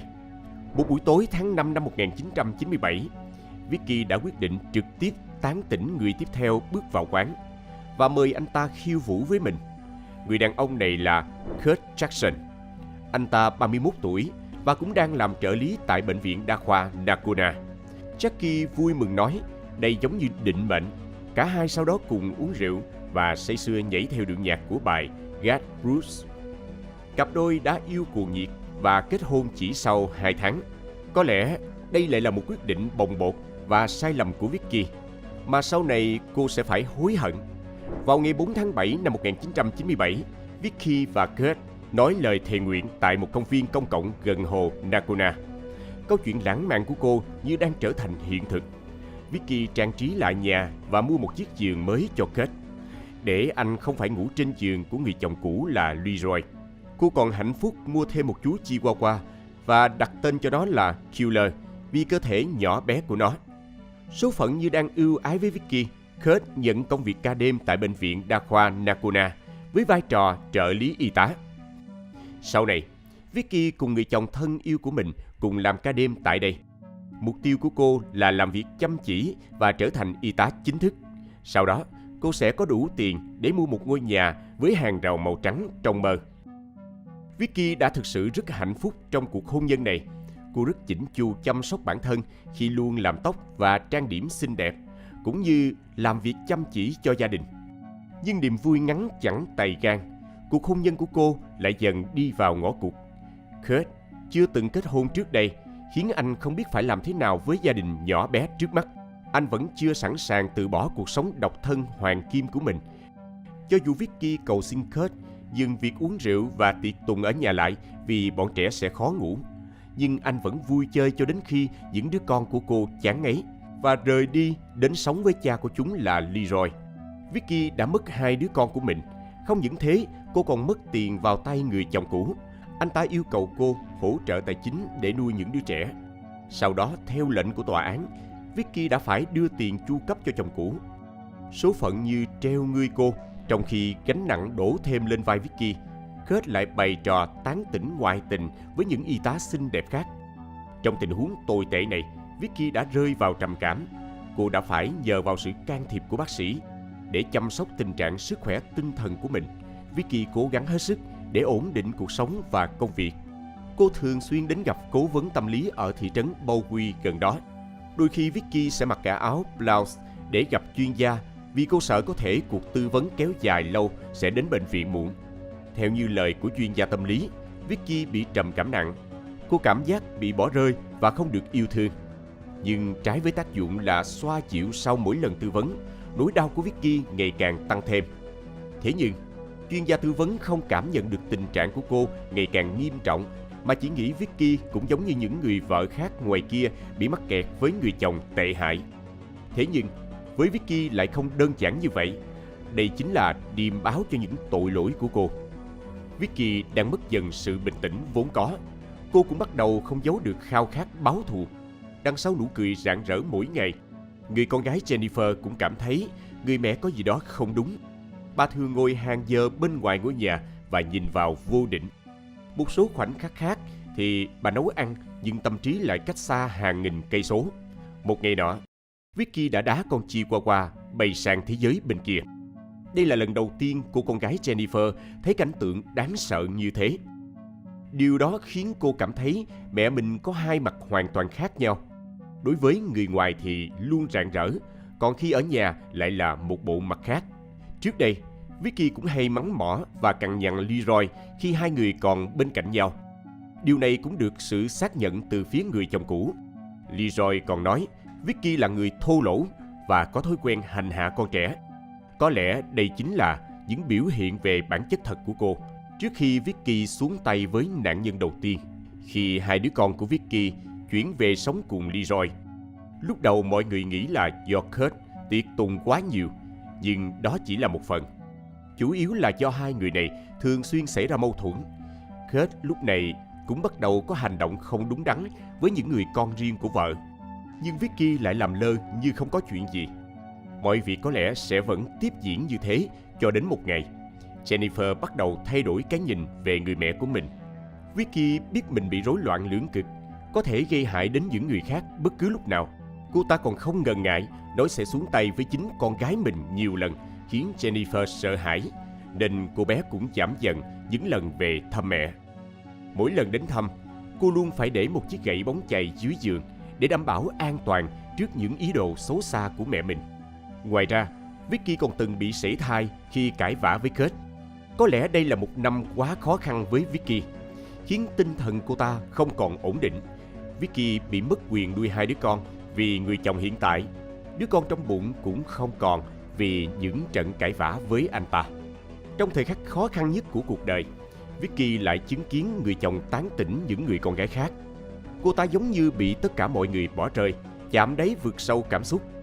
Có lẽ cũng từ thời điểm này, cô ta bắt đầu ghét tất cả mọi người vì hôn nhân thất bại, gia đình tan vỡ. Vicky luôn là người khao khát hạnh phúc, nhưng hy vọng của cô ta bị dập tắt hết lần này đến lần khác. Gương mặt hạnh phúc của cô y tá cũng bắt đầu mất dần. Cảm giác ghen tị với những người có cuộc sống tốt hơn mình ngày càng tăng. Sự ghen ghét đạt đến đỉnh điểm khi cô ta đã xuống tay với chính bệnh nhân của mình, bà Donna Jennings. Đó là một người phụ nữ 100 tuổi trong gia đình mẫu hệ tiên phong của Nakona. Nhưng vì bà này là người khó tính, hay nổi cơn thịnh nộ và xúc phạm các y tá chỉ vì những điều nhỏ nhặt. Bà còn nhổ nước miếng vào mặt họ khi mọi thứ không được như ý muốn. Nếu là Vicky trước đây thì cô vẫn sẽ tận tâm mà phục vụ, nhưng lần này cô đã biến thành tử thần. Vào ngày 11 tháng 12 năm 2000, Vicky đổ đầy chất độc clorua vào ống tim và tiến vào phòng bà Donna. Vicky đã dùng Mivacurium chlorua, hay còn gọi là Mivacron. được dùng để làm tê liệt hệ hô hấp của bệnh nhân, thuận tiện cho việc đưa ống oxy vào khí quản. Bình thường sau khi bác sĩ hoàn thành xong việc đưa oxy vào khí quản, chất này cũng đã tan hết. Nhưng nếu dùng liều lượng cao mà không cung cấp oxy sẽ khiến bệnh nhân ra đi mãi mãi. Một số cuộc điều tra cho rằng Vicky đã dùng nó cho bà Donna Jennings. Thuốc chảy qua huyết quản của bà khiến người phụ nữ lớn tuổi khó thở chỉ trong vài giây. Mặc dù bà rất muốn kêu cứu, nhưng âm thanh bị tắc nghẽn khiến tiếng thoát ra ngoài rất bé. Vì nó quá nhỏ khiến các y tá trực đêm cũng không nghe thấy. Sau đó, Donna đã ngạt thở mà qua đời. Mặc dù dấu hiệu sinh tồn của bà là bình thường trong lần kiểm tra 1 tiếng trước đó. Sau khi bà Donna qua đời, Vicky đứng ở sảnh bệnh viện, tình nguyện gọi điện báo tin cho gia đình nạn nhân. Trước cú sốc của người thân, Vicky nở một nụ cười kỳ quái, sau đó nhanh chóng giấu đi bằng những lời an ủi ngọt ngào. Trong thâm tâm, cô ta nghĩ đây sẽ là lần đầu và cũng là lần cuối cô ta làm điều này. Nhưng ngay khi cơ thể bà Donna được đưa ra khỏi bệnh viện, một ý nghĩ điên rồ nảy sinh trong đầu Vicky. Cô ta thích cảm giác này, cảm giác có quyền sinh sát trong tay với những người già yếu đuối. Và cô chưa từng có quyền kiểm soát đối với những người khác như vậy trong cuộc đời mình. Những người đàn ông mà cô ta yêu thương luôn đi qua cuộc đời cô một cách chóng vánh.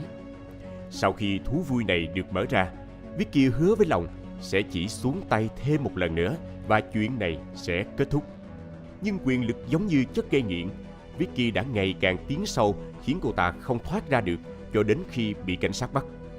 Lý giải dễ hiểu cho việc Vicky không xuống tay với Kurt hay với những người chồng cũ chính là quyền lực, vì cô ta không có quyền kiểm soát với những người này. Vicky muốn được chồng chấp nhận và yêu thương, nhưng ngược lại với mong muốn. Thứ cô ta nhận chỉ là sự bỏ rơi không thương tiếc.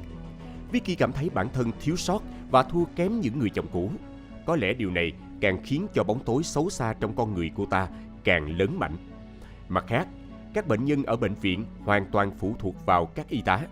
Người có thể dễ dàng tiêm chất độc vào tĩnh mạch của họ mà người bệnh không hề hay biết. Cũng từ đây, Vicky bắt đầu những chuỗi ngày thực thi quyền lực của mình. Nạn nhân thứ hai của cô ta là L.G. Hudson, 87 tuổi. Ông được đưa vào bệnh viện do bị gãy chân. Tại thời điểm này, Vicky đã từ bỏ hệ tư tưởng lạc quan và chấp nhận những mặt tối hèn hạ trong con người mình. Nạn nhân lần này không làm bất cứ điều gì tổn hại đến Vicky, nhưng con trai ông đã làm. Người con trai là kỹ thuật viên y tế khẩn cấp của Nakona và là mục sư bán thời gian tại nhà thờ gần đó. Anh ta hay đùa giỡn với cô ta rằng tất cả những vấn đề của Vicky sẽ được giải quyết hết khi cô được sinh ra một lần nữa.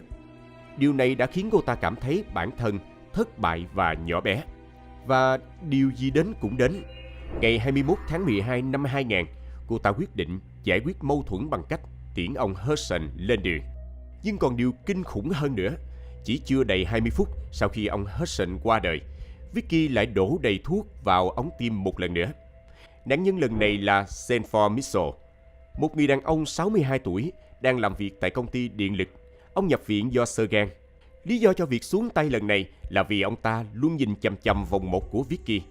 Sau khi tiêm thuốc cho nạn nhân xong, cô ta quay về phòng bệnh của Hudson, nơi đang bị bao trùm bởi tiếng khóc và sự hỗn loạn.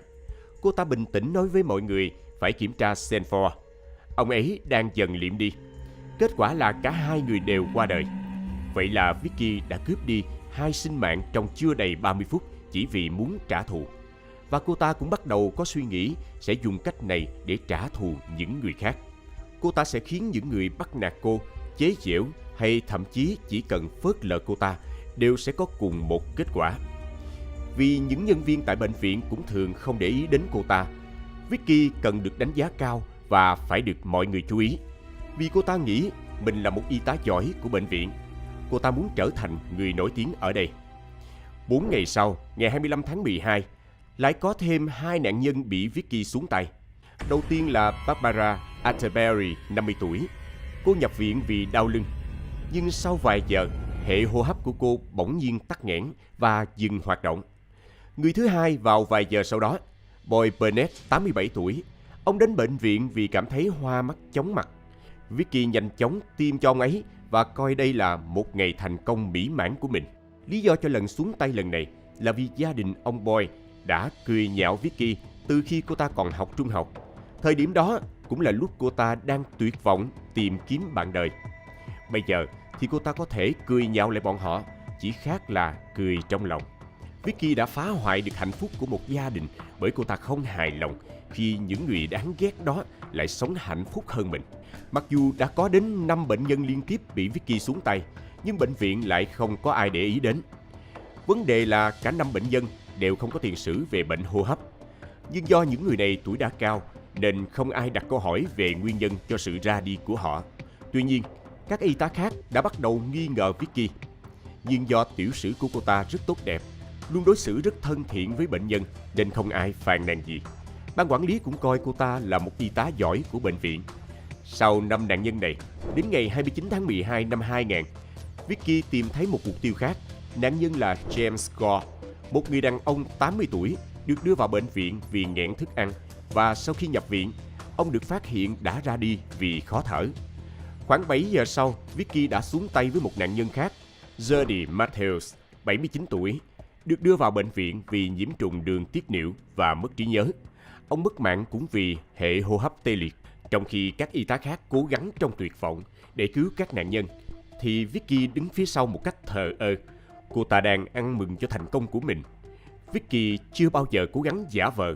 Cô đã để lại những lời gợi ý rất rõ ràng cho nhân viên tại bệnh viện, nhưng không một ai để ý đến. Tháng 12 cũng trở thành tháng đau lòng tột cùng đối với người dân Nakona, vì có quá nhiều sự ra đi trong một thời gian ngắn, khiến cho các nhân viên y tế tại đây cũng bắt đầu nghi ngờ nguyên nhân. Một nhóm nghiên cứu về lý do tử vong của các bệnh nhân đã bỏ qua các giả thuyết khác.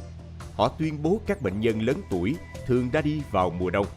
Bác sĩ số 1 của bệnh viện là James Dingler hay giám đốc nhân sự là Len Dingler đều cho rằng bệnh viện đa khoa Nakona chỉ đang gặp vận xui. Đến giám đốc điều hành bệnh viện Charles Norris cũng tuyên bố ông không thấy có vấn đề gì đối với các bệnh nhân. Sự ra đi của họ là do tuổi đã cao và một phần khác cũng là do xui xẻo. Một điều đáng ngạc nhiên là các bệnh nhân còn lại tại bệnh viện, họ không biết gì về sự ra đi của những nạn nhân kia. Rất có thể bệnh viện đang cố gắng che giấu điều gì đó chỉ để bảo vệ danh tiếng. Trong khi diễn ra những điều kinh khủng này, ban quản lý của bệnh viện lại tung ra một quảng cáo như thể vớt vát tai tiếng của họ. Quảng cáo về sự phục vụ tuyệt vời của các y tá tại đây. Với sự chuyên nghiệp và tận tâm của mình, Vicky đã được lựa chọn làm gương mặt đại diện trên trang đầu của quảng cáo. Hình ảnh cô y tá thông minh với nụ cười tươi, tóc được buộc đuôi ngựa gọn gàng phía sau khiến nhiều người ấn tượng. Thế nhưng, đến cuối tháng 12 năm 2000, Vicky đã ra tay với tổng cộng 7 bệnh nhân già yếu. Đến đầu tháng 1 năm 2001, cô ta còn táo bạo hơn. Nạn nhân lần này là Jimmy Ray Holder. Khi ông vẫn đang nằm trên giường bệnh với người vợ ngồi ngay bên cạnh, một nữ y tá đã đi vào và tiêm chất gì đó vào tĩnh mạch của ông. Và chỉ vài giây sau, ông xuất hiện triệu chứng khó thở và qua đời trong vài phút, trước khi ai đó có cơ hội cứu Jimmy khỏi tay tử thần. Cùng ngày, bà Oma Weiler, 97 tuổi, đang ngồi trên giường thì Vicky bước vào và tiêm loại thuốc tương tự vào tĩnh mạch của bà. May mắn thay, có một y tá gần đó đã để ý thấy bà thở nặng nhọc và đã kịp thời cứu sống. Nhưng 4 ngày sau thì không ai cứu được bà nữa. Mọi người phát hiện Oma đã ra đi trong phòng bệnh. Những nghi ngờ ngày càng nhiều trong các cư dân Nakona và các y tá cũng nói về những điều này. Các nhân viên ca trực đêm tại bệnh viện còn được đặt tên là biệt đội sát thủ. Mặc dù chỉ là vui đùa, nhưng họ cũng không được thoải mái với tình huống kỳ lạ trước mắt. Có điều gì đó đang xảy ra với những người già tại đây. Nó không chỉ đơn giản là việc qua đời do sự xui xẻo. Đêm ngày 11 tháng 1 năm 2001, lại có thêm 2 người nữa qua đời. Người thứ nhất là G.J. Nicole, 82 tuổi. Ông là một thợ máy đã nghỉ hưu, được y tá phát hiện đã qua đời trong phòng. Cùng lúc đó, một y tá khác phát hiện bệnh nhân thứ hai cũng đã ra đi trên giường bệnh là John Williams. Ông là một cựu công nhân dầu mỏ, 78 tuổi, nhập viện vì vết thương ở chân. Khi gia đình Williams nghe tin dữ về cha, đã chạy đến một cách nhanh chóng. Vicky đã đứng sẵn ở lối vào bệnh viện để an ủi chàng trai mà cô ta từng rất thích tên là Pat.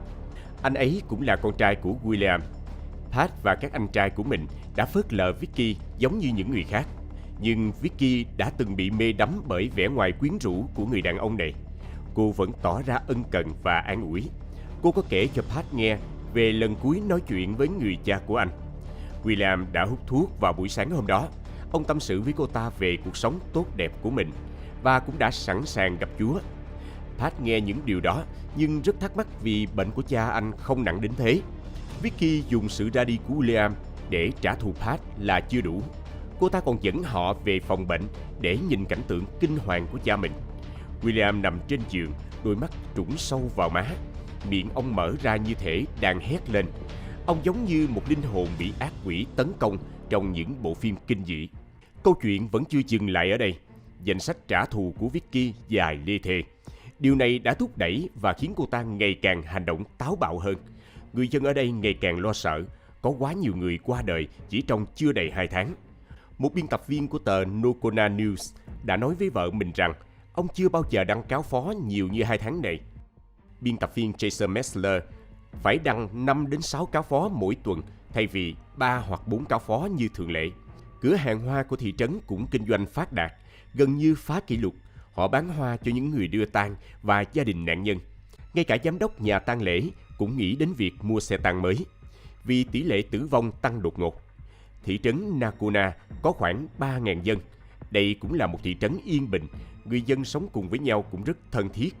Tất cả mọi người đều tương tác với nhau bằng câu chào và nụ cười trên môi. Cư dân ở đây có một tụ điểm ăn chơi yêu thích là Dairy Queen. Đây cũng là nơi mọi người tụ tập ăn uống và tán gẫu về những câu chuyện của thị trấn khác.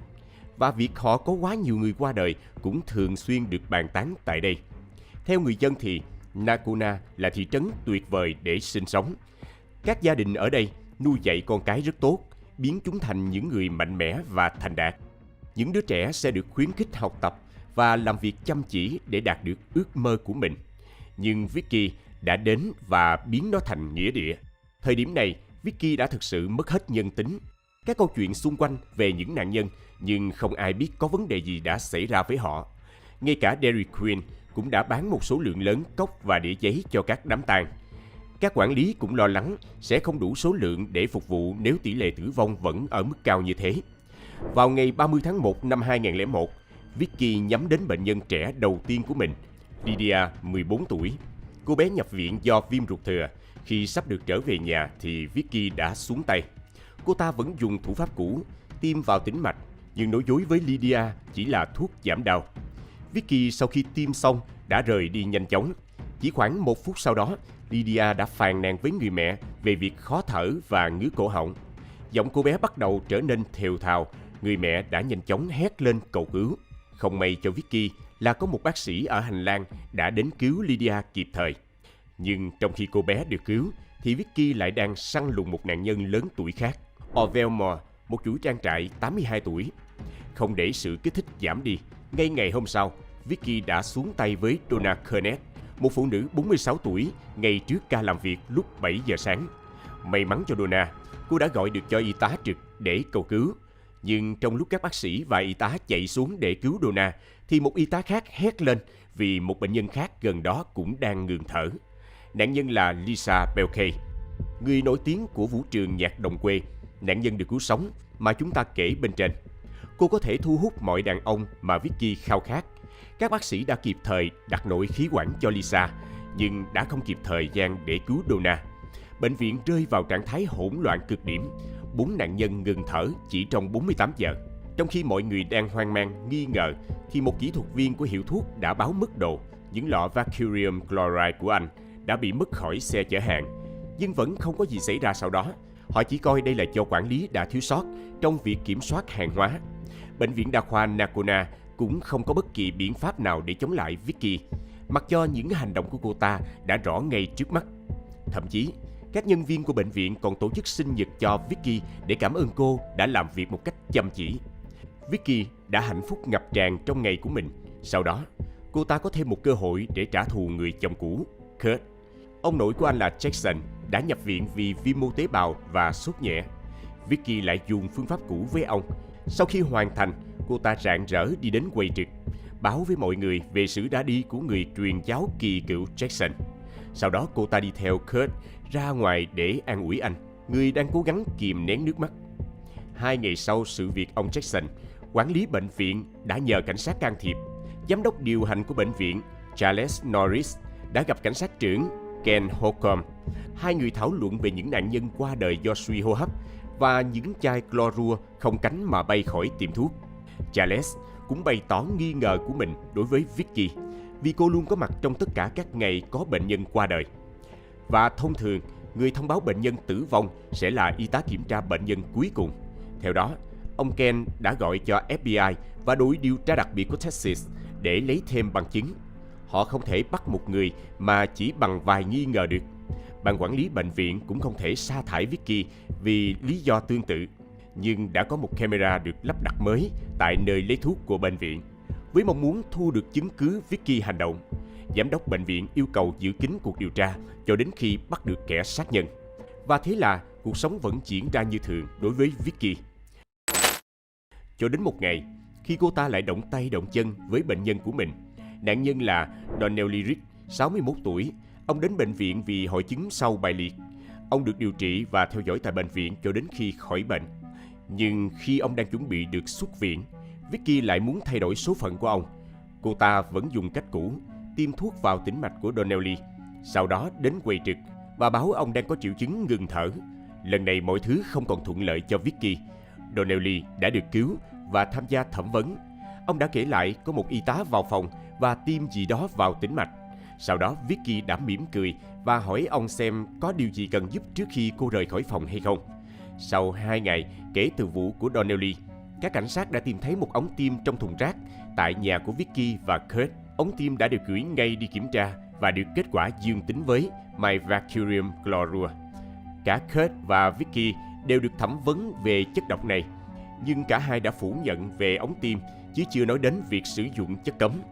Cảnh sát nhanh chóng loại bỏ nghi ngờ đối với Kurt vì anh là trợ lý y tá sẽ không được sử dụng chúng. Nhưng cho dù thế nào thì quản lý cũng phải cho nghỉ cả hai vợ chồng vì lợi ích của bệnh viện. Mặc dù Vicky bị sa thải và cư dân tại đây cũng bàn tán xôn xao về cô ta, nhưng Vicky lại giống như đây không phải là chuyện của mình. Cô ta vẫn hiên ngang và không lẫn trốn. Vicky vẫn làm những việc thường ngày ở nhà, mua đồ ăn tại Dairy Queen và nói chuyện với hàng xóm. Cô ta cũng sẵn sàng giải đáp các câu hỏi mà họ thắc mắc. Chiếc mặt nạ vẫn rạng rỡ trên gương mặt Vicky, nhưng lần này hàng xóm lại tỏ ra sợ hãi cô ta. Một ngày nọ, Vicky gặp lại Pat, tình đơn phương cũ và cũng là người thân của một trong những nạn nhân dưới tay của Vicky. Nhưng cô ta lại tỏ ra như không có chuyện gì và chào hỏi anh một cách thân mật. Sau đó, Pat đã gọi cho người vợ của mình để kể về việc anh đã sợ hãi như thế nào khi nghe lời chào từ kẻ sát nhân. Đây chỉ là đối với cư dân Nakuna, còn với người sống cùng Vicky thì có cảm xúc như thế nào? Kurt khi nghe tin đã rơi vào trạng thái sốc toàn tập. Anh đã phải hỏi han những người bạn của mình liệu một người phụ nữ có phát điên sau khi tranh cãi quá nhiều với chồng hay không. Sau khi biết bộ mặt thật của cô ta, anh luôn ám ảnh và gặp ác mộng việc Vicky dùng kim tiêm đâm mình. Kurt đã dọn ngay ra khỏi ngôi nhà và nói với vợ là bản thân khó ngủ. Vicky ly thân với người chồng và dành những đêm độc thân tại những hộp đêm nhạc đồng quê. Những người dân ở thị trấn và đàn ông ở hộp đêm đều tập trung sự chú ý lên cô ta. Đây là điều mà Vicky đã mong mỏi bấy lâu nay. Ngay cả những người đàn ông trong câu lạc bộ cũng mời cô ta khiêu vũ. Nhưng không phải vì Vicky xinh đẹp thu hút, mà vì họ muốn thể hiện bản lĩnh. Họ muốn khoe khoang về lòng dũng cảm của mình, dám khiêu vũ cùng một kẻ tình nghi là sát nhân hàng loạt. Bất chấp sự chú ý vì tai tiếng, Vicky vẫn tận hưởng sự nổi tiếng một cách trọn vẹn. Cô ta chưa bao giờ được hạnh phúc như thế trong cuộc đời mình. Sau một thời gian điều tra, cảnh sát đã không tìm được bằng chứng chống lại Vicky. Cô ta sau đó lại đeo chiếc mặt nạ thân thiện niềm nở và sống cuộc đời của mình. Nhiều tháng sau vụ án, cuối cùng, Vicky đã kiếm được việc trong viện dưỡng lão ở Gainesville, phía đông Nakona. Ban quản lý của viện đã không chú ý đến tiểu sử của cô ta. Họ chỉ biết cô ta thích làm việc với người lớn tuổi. Nhưng Vicky đã bị sa thải do ăn trộm thuốc chỉ vài tuần sau khi nhận việc. Sau đó, cô đã xin được một công việc bán thời gian tại cửa hàng tiện lợi trong quầy bán đồ ăn nhanh. Đến tháng 7 năm 2002, Vicky mới chính thức bị bắt giữ. Người quản lý cửa hàng đã vô cùng bàng hoàng khi nghe về các cáo buộc. Vì trong mắt ông, Vicky là một cô gái dễ thương và thích kể về những câu chuyện hài hước. Vicky bị đưa đến nhà tù quận Montauk, nơi cô ta sẽ ở vài ngày trước phiên điều trần. Các hàng xóm được cảnh sát hỏi về Vicky cũng rất bất ngờ. Trong mắt họ, Vicky là y tá thông minh và tốt bụng nhất mà họ biết. Tuy nhiên, sau tất cả những chứng cứ chống lại cô ta, những câu chuyện mà hàng xóm kể về Vicky bỗng trở thành những câu chuyện cổ tích vì nó quá hấp dẫn. Để thêm bằng chứng cho các cáo buộc đối với Vicky, cảnh sát đã tìm đến nhà các nạn nhân và mong muốn được khai quật hài cốt của họ lên để khám nghiệm. Hầu hết các gia đình đều cảm thấy rất phẫn nộ trước yêu cầu này. Họ còn thuê luật sư để kiện bệnh viện do sự thờ ơ của các y bác sĩ. Một số khác còn đến tận bệnh viện để tác động vật lý với giám đốc vì ông ta đã quá sơ suất và không hành động sớm để cứu các nạn nhân. Người con của một trong số các nạn nhân đã chửi bới ban quản lý bệnh viện vì đã để cho Vicky thoải mái làm ra những hành động mất nhân tính. Sau khi khám nghiệm các nạn nhân, kết quả cho thấy dương tính với chất chloride. Vậy là Vicky cuối cùng đã lọt lưới vì đã có bằng chứng chắc chắn chống lại cô ta. Ngoài ra, các cảnh sát cũng đã đi khắp nơi để phỏng vấn các y tá, xem có ai đã chứng kiến được gì về Vicky hay không. Người dân thị trấn cảm thấy rất khó hiểu khi các nhân viên tại bệnh viện không nghi ngờ gì về Vicky. Cô ta đã xuống tay với tất cả những người quen biết và không cố gắng để cứu họ. Nhưng thật kỳ lạ là không một ai để ý đến. Khi cảnh sát hỏi đến mọi người mới ngã ngửa, hóa ra hung thủ sau tất cả lại là Vicky. Từ thời điểm họ biết kẻ thủ ác là Vicky và các nạn nhân của cô ta đều là những người quen biết, từ hàng xóm, cha của bạn cho đến ngay cả ông của chồng, mọi người mới bắt đầu kết nối những nạn nhân lại với nhau. Những người này hầu như là người già cáu kỉnh. Mỗi khi họ nổi cơn thịnh nộ, Vicky sẽ nhìn bệnh nhân với ánh mắt vô hồn và nói sẽ là người chăm sóc họ. Và sau đó, bệnh nhân sẽ được phát hiện là đã qua đời vì khó thở. Tất cả các nạn nhân đều bị xuống tay vì để trả thù. Ngay cả các nhân viên phục vụ tại bệnh viện cũng có cùng số phận. Những người phớt lờ cô ta thì người thân đều phải đi xuống suối vàng. Nếu các y tá quan sát kỹ hơn mối quan hệ giữa Vicky và các nạn nhân, trong khoảng thời gian tháng 12 và tháng 1, có lẽ đã sớm phát hiện ra hung thủ. Ban quản lý bệnh viện cũng không sát sao trong việc quản lý, lại càng không hiểu những mối quan hệ giữa y tá và bệnh nhân. Mỗi lần Vicky thông báo một bệnh nhân qua đời, cô ta luôn dùng một tông giọng lạnh lùng và thường mọi người sẽ thông báo qua điện thoại nội bộ từ phòng bệnh. Còn Vicky sẽ đi từ phòng bệnh đến sảnh để thông báo, và chưa bao giờ cô ta thể hiện sự đồng cảm đối với những người này. Vicky sẽ đứng ở cuối phòng để nhìn mọi thứ đang hỗn loạn, hoặc cô ta sẽ giả vờ đang giúp các bác sĩ. Cô ta thực sự muốn nạn nhân phải mất mạng, cũng không ngần ngại thể hiện bộ mặt thật của mình ra ngoài. Chỉ là mọi người lại tin vào con người tốt đẹp mà trước đây Vicky đã tạo dựng. Thời điểm đó, đã có một y tá để ý đến những biểu hiện kỳ lạ của Vicky, nhưng cô lại nghĩ đến những khoảnh khắc Vicky kiên nhẫn với những người già khó tính. Nữ y tá này lại không biết phải phàn nàn vì điều gì nữa. Vì suy cho cùng, Vicky là y tá được đánh giá cao nhất tại bệnh viện. Cô ta chưa từng nhận lời phàn nàn nào từ phía các bệnh nhân. Nhưng lúc này, Vicky đã bị bắt. Hiện tại mọi người chỉ muốn biết điều gì đã xảy ra phía sau. Làm thế nào mà một người y tá thông minh hiền lành lại biến thành một kẻ sát nhân tàn độc? Người dân tại đây đã phải chờ đợi trong suốt 6 năm dài. Sau vô số lần trì hoãn, cuối cùng phiên tòa cũng được tiến hành. Mọi người dân đổ đến thành phố Tây Texas để xem phiên xét xử và được nghe câu chuyện của Vicky. Thế nhưng, trước sự kinh ngạc của mọi người, Vicky đã đứng trước thẩm phán.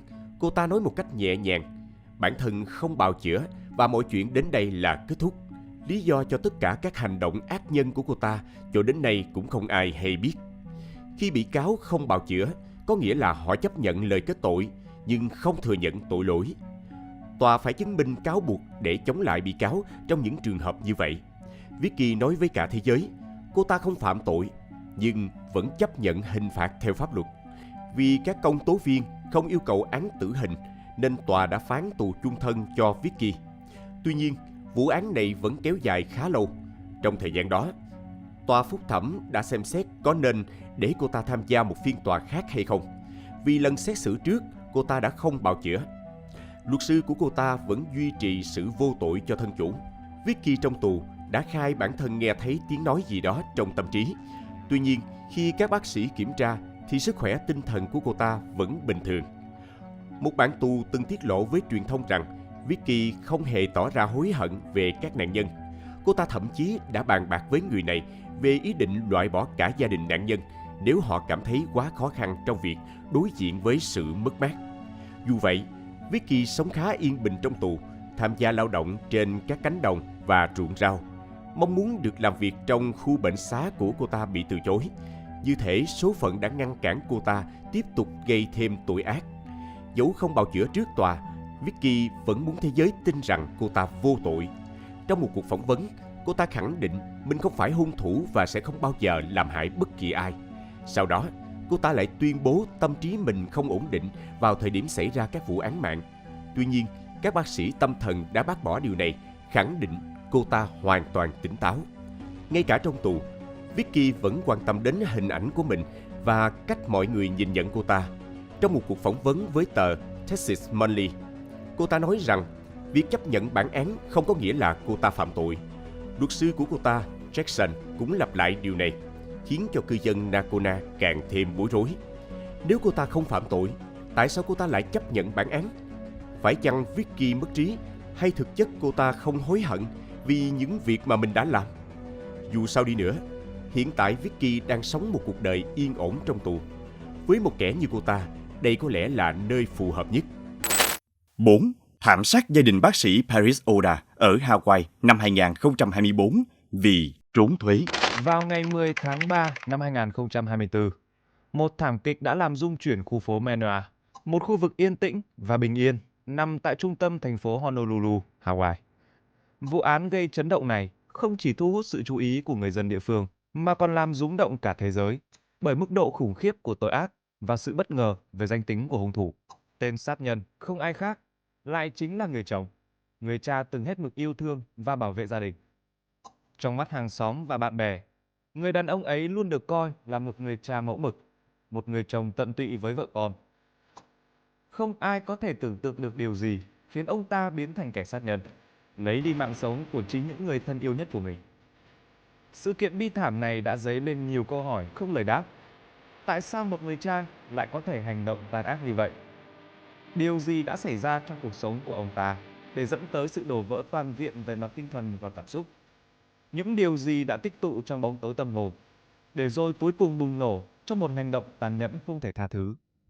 Paris Oda, 46 tuổi, là một người đàn ông gốc Nhật Bản, đang sống cùng vợ và 3 đứa con tại khu phố Manoa, thành phố Honolulu, Hawaii. Trong mắt gia đình, bạn bè và những người hàng xóm xung quanh, Oda là một người đàn ông ôn hòa, điềm tĩnh. Ông ta là một bác sĩ nắn xương nổi tiếng ở Honolulu, chuyên giúp bệnh nhân chữa trị các vấn đề về lưng và cổ. Văn phòng của ông ta nằm gần trung tâm thương mại lớn Ala Moana, một khu vực sầm uất và nhộn nhịp. Đối với người ngoài, cuộc sống của ông ta dường như hoàn toàn bình thường. Trên các trang mạng xã hội của mình như Facebook và Instagram, Oda thể hiện hình ảnh của một người đàn ông yêu thương gia đình, sống có trách nhiệm và chuyên nghiệp trong công việc. Không có một dấu hiệu nào cho thấy tâm lý bất ổn của ông. Nhưng câu chuyện về Paris Oda không chỉ có vậy. Đằng sau vẻ ngoài hiền lành, ít ai biết rằng người đàn ông này từng có một quá khứ bất hảo. Vào năm 1997, khi vẫn đang trong độ tuổi vị thành niên, Oda từng dính vào các vụ việc liên quan đến tội phạm trên hòn đảo Kauai, quê hương của mình. Ông ta bị bắt vì tội xâm nhập trái phép vào tài sản riêng của người khác. Mặc dù sau đó, Oda tránh được các rắc rối pháp lý khác và vụ việc đã được xóa khỏi hồ sơ. Nhưng dường như quá khứ này đã phần nào phản ánh những bóng tối luôn tồn tại sâu bên trong tên sát nhân này. Ngày 10 tháng 3 năm 2024, tại nhà riêng, Oda đã sử dụng một con dao lấy trong bếp để cướp đi sinh mạng của người vợ Naoko Oda và 3 đứa con của họ: Sakurako, 17 tuổi, Orion, 12 tuổi và Nana, 10 tuổi.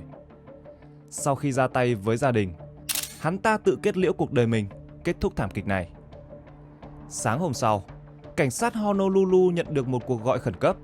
Một giọng nói run rẩy bên đầu dây bên kia báo rằng cô ta đã nghe thấy những tiếng la hét từ ngôi nhà trên đường Waloa Place. Cảnh sát nhanh chóng đến hiện trường, hướng về ngôi nhà số 3622, nơi gia đình Oda sinh sống. Khi các cảnh sát đến nơi, họ không thể xác định được người đã gọi điện. Không ai đứng chờ bên ngoài, không có dấu hiệu rõ ràng của một vụ việc khẩn cấp. Dù đã tiến lại gần ngôi nhà và gõ cửa, nhưng cảnh sát không nhận được bất cứ phản hồi nào. Mặc dù đã lắng nghe kỹ lưỡng và kiểm tra xem có một tiếng động nào hay không, nhưng tất cả đều im ắng đến lạ thường. Sự yên tĩnh này quá đỗi bình thường trong khu phố bình yên, khiến các sĩ quan bắt đầu nghĩ rằng có thể đó chỉ là một cuộc gọi báo động giả. Tuy nhiên, cảnh sát vẫn quyết định tìm kiếm thêm manh mối xung quanh ngôi nhà, đồng thời thu thập thông tin từ hàng xóm. Nhưng mọi người đều nói rằng không ai nghe hay nhìn thấy điều gì đáng ngờ. Không muốn bỏ qua bất cứ manh mối nào, cảnh sát quyết định gọi lại cho người đã báo cáo. Nhưng đây lại là một số điện thoại từ nước ngoài. Hệ thống của cảnh sát được thiết lập không thể gọi lại cuộc gọi quốc tế, và điều này làm cản trở việc xác minh thêm thông tin. Mọi thứ dường như đi vào ngõ cụt. Cho dù vậy, cảnh sát vẫn tiếp tục rà soát khu vực bao quanh ngôi nhà của Oda, với mong muốn tìm thấy một dấu vết dù là nhỏ nhất của điều gì đó bất thường. Tuy nhiên, họ vẫn không thể tìm thấy bất kỳ điều gì bất thường xảy ra. Lúc đó là 9 giờ sáng, lực lượng an ninh đã quyết định rời đi. Chỉ 15 phút sau khi cảnh sát rời khỏi ngôi nhà của gia đình Oda, một cuộc gọi khẩn cấp khác từ số 911 lại vang lên. Lần này, không chút chậm trễ, một sĩ quan ngay lập tức quay lại khu vực Manoa, đến ngôi nhà nơi vụ việc được báo cáo. Khi họ đến, họ thấy một người phụ nữ đang đứng bên ngoài với trạng thái vô cùng hoảng loạn. Đó chính là người đã gọi điện, một người thuê phòng trong nhà của gia đình Oda. Sắc mặt của cô tái nhợt, đôi bàn tay run rẩy không thể kiểm soát, cho thấy người phụ nữ này đã chứng kiến điều gì đó vô cùng kinh hoàng. Sau khi nhận được sự trấn an từ cảnh sát, người báo án cố gắng lấy lại bình tĩnh và bắt đầu kể lại những gì đã xảy ra. Đó là vào đêm hôm trước, khi cô ấy đang ngủ trong phòng, thì đột nhiên bị đánh thức bởi một tiếng thét chói tai. Lúc đó khoảng 2-3 giờ sáng, âm thanh phát ra khi đó quá lớn và vô cùng dữ dội, khiến cô ngay lập tức cảm nhận được có điều gì đó không ổn đang diễn ra trong ngôi nhà này, khiến cô trở nên vô cùng sợ hãi. Tiếng kêu gào vì đau đớn mỗi lúc một lớn hơn. Trong cơn hoảng loạn, người phụ nữ nhanh chóng khóa cửa phòng lại để giữ an toàn. Tay run rẩy giữ chặt tay nắm cửa không dám rời. Từ khe hở nhỏ dưới cánh cửa phòng, cô nhìn thấy máu đang rỉ ra từ đâu đó, lan rộng khắp sàn nhà, tạo thành một vết đỏ thẫm vô cùng đáng sợ. Sự sợ hãi như bao trùm toàn bộ không gian nhỏ bé của căn phòng. Nhân chứng cho hay, cô biết rằng điều gì đó khủng khiếp đang diễn ra ngay bên ngoài, nhưng đã quá sợ hãi và không dám làm gì ngoài việc đứng bất động. Cô cố gắng chờ đợi, lắng nghe động tĩnh, cho đến khi không thể chịu đựng thêm được nữa. Cuối cùng, cô quyết định trèo ra ngoài cửa sổ để nhanh chóng thoát khỏi nơi này. Khi cảnh sát nghe được những điều này, họ biết rằng đã có vụ án xảy ra bên trong ngôi nhà. Họ chạy tới ngôi nhà, tiến tới cửa trước, nhưng không thể vào được vì cánh cửa đã bị khóa chặt từ bên trong. Bất chấp những nỗ lực ban đầu, cửa vẫn không mở. Các sĩ quan nhìn qua cửa sổ và bàng hoàng khi nhìn thấy một người nằm bất động trên sàn và không phản ứng lại với bất kỳ lời kêu gọi nào. Hiện trường cho thấy đây là một vụ án cực kỳ nghiêm trọng. Nhận thấy cần phải hành động ngay lập tức, cảnh sát quyết định tiến vào từ phía sau ngôi nhà. Họ thận trọng mở cửa và bước vào bên trong, chuẩn bị đối mặt với bất kỳ điều gì đang chờ đợi họ. Cảnh tượng trước mắt họ là một thảm kịch khủng khiếp, không từ ngữ nào có thể diễn tả nổi. Trên hành lang của ngôi nhà, một người đàn ông nằm đó với cơ thể phủ đầy những vết đâm, và xung quanh là một vũng máu đỏ thẫm. Ông ta đã không còn sự sống. Nhận định ban đầu của cảnh sát cho hay, đây là hiện trường của một vụ án mạng ghê rợn. Điều họ không ngờ tới là những bí ẩn đau lòng và kinh hoàng còn chờ đợi ở những căn phòng khác ngay trong ngôi nhà này. Những gì còn lại không chỉ là máu, mà còn là câu chuyện của một gia đình bị cướp đi mạng sống bởi người mà họ từng tin tưởng nhất. Cảnh sát cẩn thận tiến vào từng căn phòng trong ngôi nhà và kiểm tra mọi ngóc ngách trong căn nhà để thu thập thông tin. Naoko, Sakurako, Orion và Nana, tất cả đều đã bị ra tay dã man. Những dấu vết trên cơ thể của các nạn nhân cho thấy họ đã cố gắng chống trả, với những vết cắt ngọt trên tay và cổ tay. Mặc dù đã cố gắng giành lấy sự sống của mình, nhưng những vết thương chí mạng đã khiến họ không thể qua khỏi. Các nạn nhân đã qua đời vài giờ trước khi cảnh sát đến, gần thời điểm người phụ nữ thuê phòng nghe thấy tiếng la hét vào khoảng 2 giờ sáng. Cuộc điều tra đã dần phơi bày ra những sự thật đau lòng về Paris Oda. Vào năm 2023, Oda bắt đầu gặp khó khăn lớn về tài chính. Vấn đề ngày càng trở nên nghiêm trọng và đến tháng 2 năm 2024, Oda đã thú nhận với vợ mình về hành vi trốn thuế trong nhiều năm. Lo sợ phải nhận án phạt vì vi phạm pháp luật, ông ta nói với người thân rằng ông ta thà từ bỏ mạng sống, còn hơn là phải chịu sự nhục nhã và có nguy cơ phải vào ngồi tù vì tội trốn thuế. Không dừng lại ở đó, Oda còn ám chỉ ý định cực đoan rằng ông ta muốn cả gia đình sẽ cùng đi theo mình, coi đây là cách hoàn hảo để giải quyết mọi thứ. Tin nhắn gửi cho vợ ông ta vào tháng 2 năm 2024 tiết lộ kế hoạch đen tối mà ông ta đã ấp ủ. Oda nói rằng họ cần lập ra một kế hoạch để làm điều đó, ám chỉ việc tiễn đưa cả gia đình về nơi chín suối và mang theo các con, vì ông ta tin rằng không ai có thể chăm sóc chúng tốt hơn chính mình. Ý định kinh hoàng này đã ở trong tâm trí ông ta suốt thời gian dài, và cuối cùng vào đêm định mệnh ấy, nó đã trở thành hiện thực. Mặc dù Oda từng cố gắng mua một khẩu súng vào tháng 3, nhưng kế hoạch đó đã không thành công. Tuy nhiên, mặc dù có nhiều dấu hiệu cảnh báo trước đó, Oda vẫn được cho là chưa từng có hành vi bạo lực trước đây. Điều này khiến mọi người càng khó tin rằng người đàn ông này lại có thể gây ra tội ác kinh hoàng như vậy. Có lẽ thật khó để biết được ý định thực sự của một người khi họ đã bị dồn nén và cảm thấy mình hoàn toàn vô dụng đối với gia đình và xã hội. Cảnh sát vẫn tiếp tục điều tra và thu thập thêm bằng chứng từ hiện trường. Thứ 6 của tuần sau khi vụ án xảy ra được 5 ngày, Trung úy Dina Toemit từ Sở Cảnh sát Honolulu xuất hiện trước giới truyền thông để trả lời phỏng vấn. Bà biết nhiệm vụ của mình hôm nay không chỉ là cung cấp thông tin, mà còn phải đối diện với những câu hỏi khó khăn từ công chúng về một bi kịch đã làm chấn động cả thành phố. Cuộc điều tra mà đội của bà đang tiến hành về thảm kịch của gia đình Oda đã hé lộ những chi tiết đau lòng về cuộc sống của người đàn ông từng được coi là một người chồng, một người cha mẫu mực. Trung úy Toemit chia sẻ, cuộc sống của Paris Oda đã bắt đầu rơi vào bế tắc vào cuối năm 2023. Cảnh sát phát hiện rằng Oda gặp khó khăn lớn trong việc thanh toán các hóa đơn. Ông ta không thể trả đúng hạn tiền mua ô tô, học phí cho con cái và các khoản vay khác, khiến tình hình ngày càng trở nên tồi tệ hơn. Oda đã tâm sự với một người thân rằng ông ta cảm thấy trách nhiệm lớn lao trong việc giải quyết những vấn đề này, nhưng dường như mọi nỗ lực của ông ta đều rơi vào vô vọng. Oda cũng không giấu giếm những lo âu này với vợ, Naoko. Cả hai đã cố gắng cùng nhau tìm cách thoát khỏi khó khăn. Họ cắt giảm chi tiêu, điều chỉnh các kế hoạch tài chính với hy vọng đưa cuộc sống của mình trở lại quỹ đạo.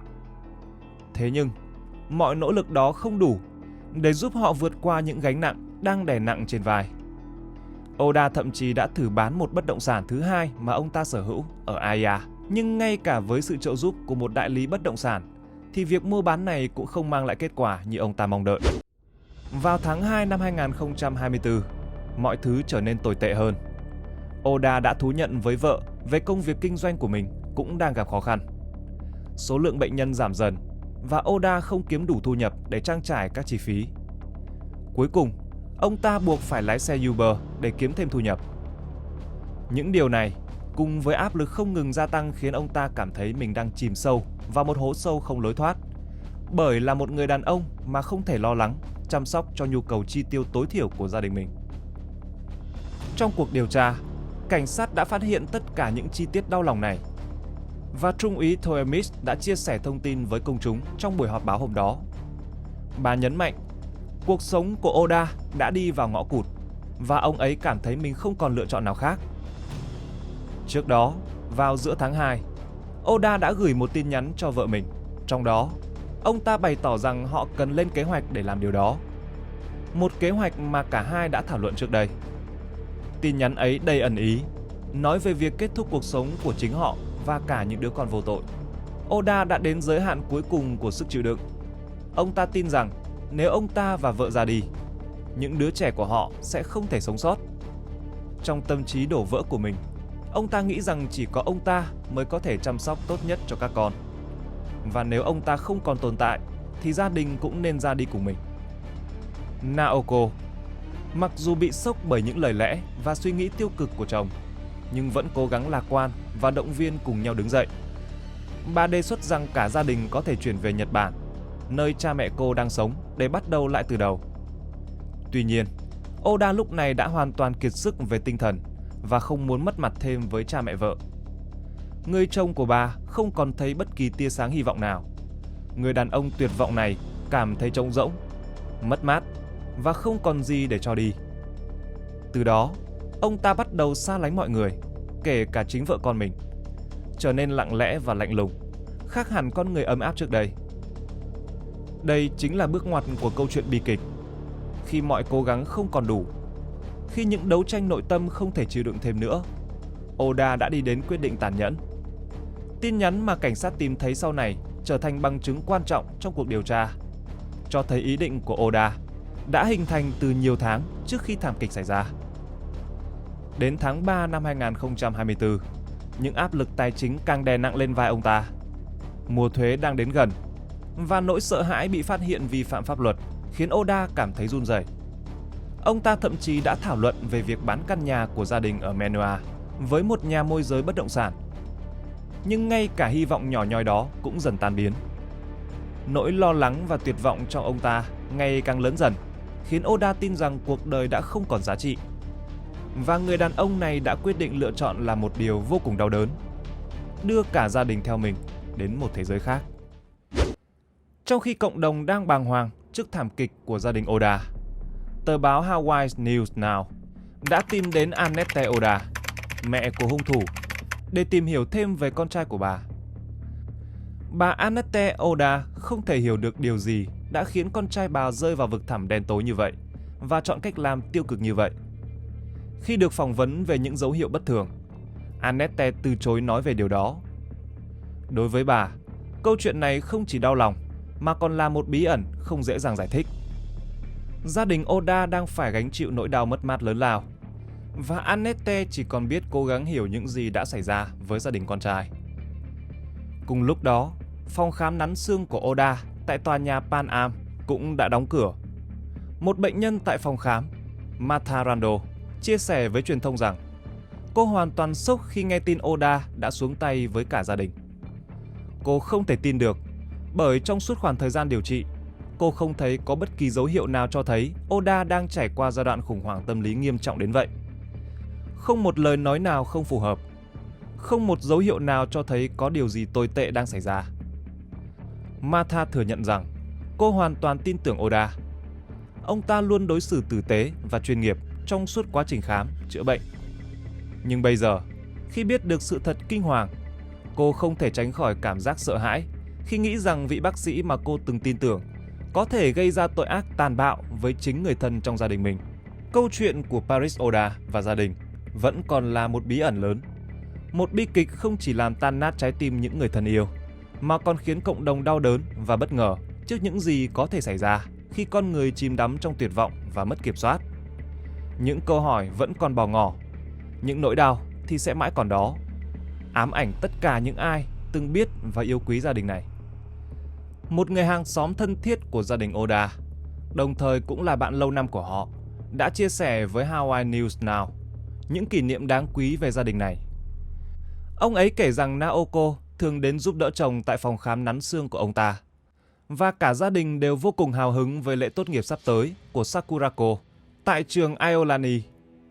Họ thậm chí còn tìm hiểu những lựa chọn đại học tốt nhất cho cô bé, không chỉ ở Hawaii mà còn cả trên đất liền. Sakurako là một cô gái đầy hoài bão, với ước mơ trở thành một y tá và một đầu bếp xuất sắc. Mẹ và con gái thường hoạt động cùng nhau, tạo nên một cặp đôi gắn kết và ăn ý. Một trong những kỷ niệm đẹp của hai mẹ con là vào năm 2019, họ đã cùng nhau tham gia cuộc thi chạy marathon Hapalua và về đích chỉ cách nhau 3 vị trí. Sau thảm kịch đau lòng này, cộng đồng quanh khu phố không khỏi bàng hoàng. Và một ngày thứ hai, Hawaii News Now đã nói chuyện với nhiều người dân sống ở gần gia đình Oda, và hầu hết họ không biết rõ về các nạn nhân, nhưng tất cả đều cảm thấy vô cùng đau buồn và sốc trước những gì đã xảy ra. Một người phụ nữ thậm chí đã khóc cả ngày khi nghe tin về vụ việc. Những người hàng xóm không thể lý giải nổi tại sao một sự kiện kinh hoàng như vậy lại có thể xảy ra ngay tại khu vực yên tĩnh của họ. Evin Yoshino, một hàng xóm khác, bày tỏ sự đau lòng sâu sắc và niềm tiếc thương vô hạn cho những nạn nhân xấu số. Một người khác chia sẻ với Hawaii News Now rằng ông ta cảm thấy có điều gì đó không ổn từ trước. Gia đình Oda có vẻ buồn bã trong thời gian gần đây. Nhưng không ai ngờ được sự việc lại trở nên nghiêm trọng đến vậy. Sau thảm kịch, các trường học nơi những đứa trẻ nhà Oda theo học đã ngay lập tức hành động để giúp đỡ học sinh và nhân viên vượt qua nỗi đau mất mát. 3 ngôi trường trên đảo Oahu, nơi Sakurako, Orion và Nana học, đã cung cấp các chuyên gia tư vấn để hỗ trợ tâm lý.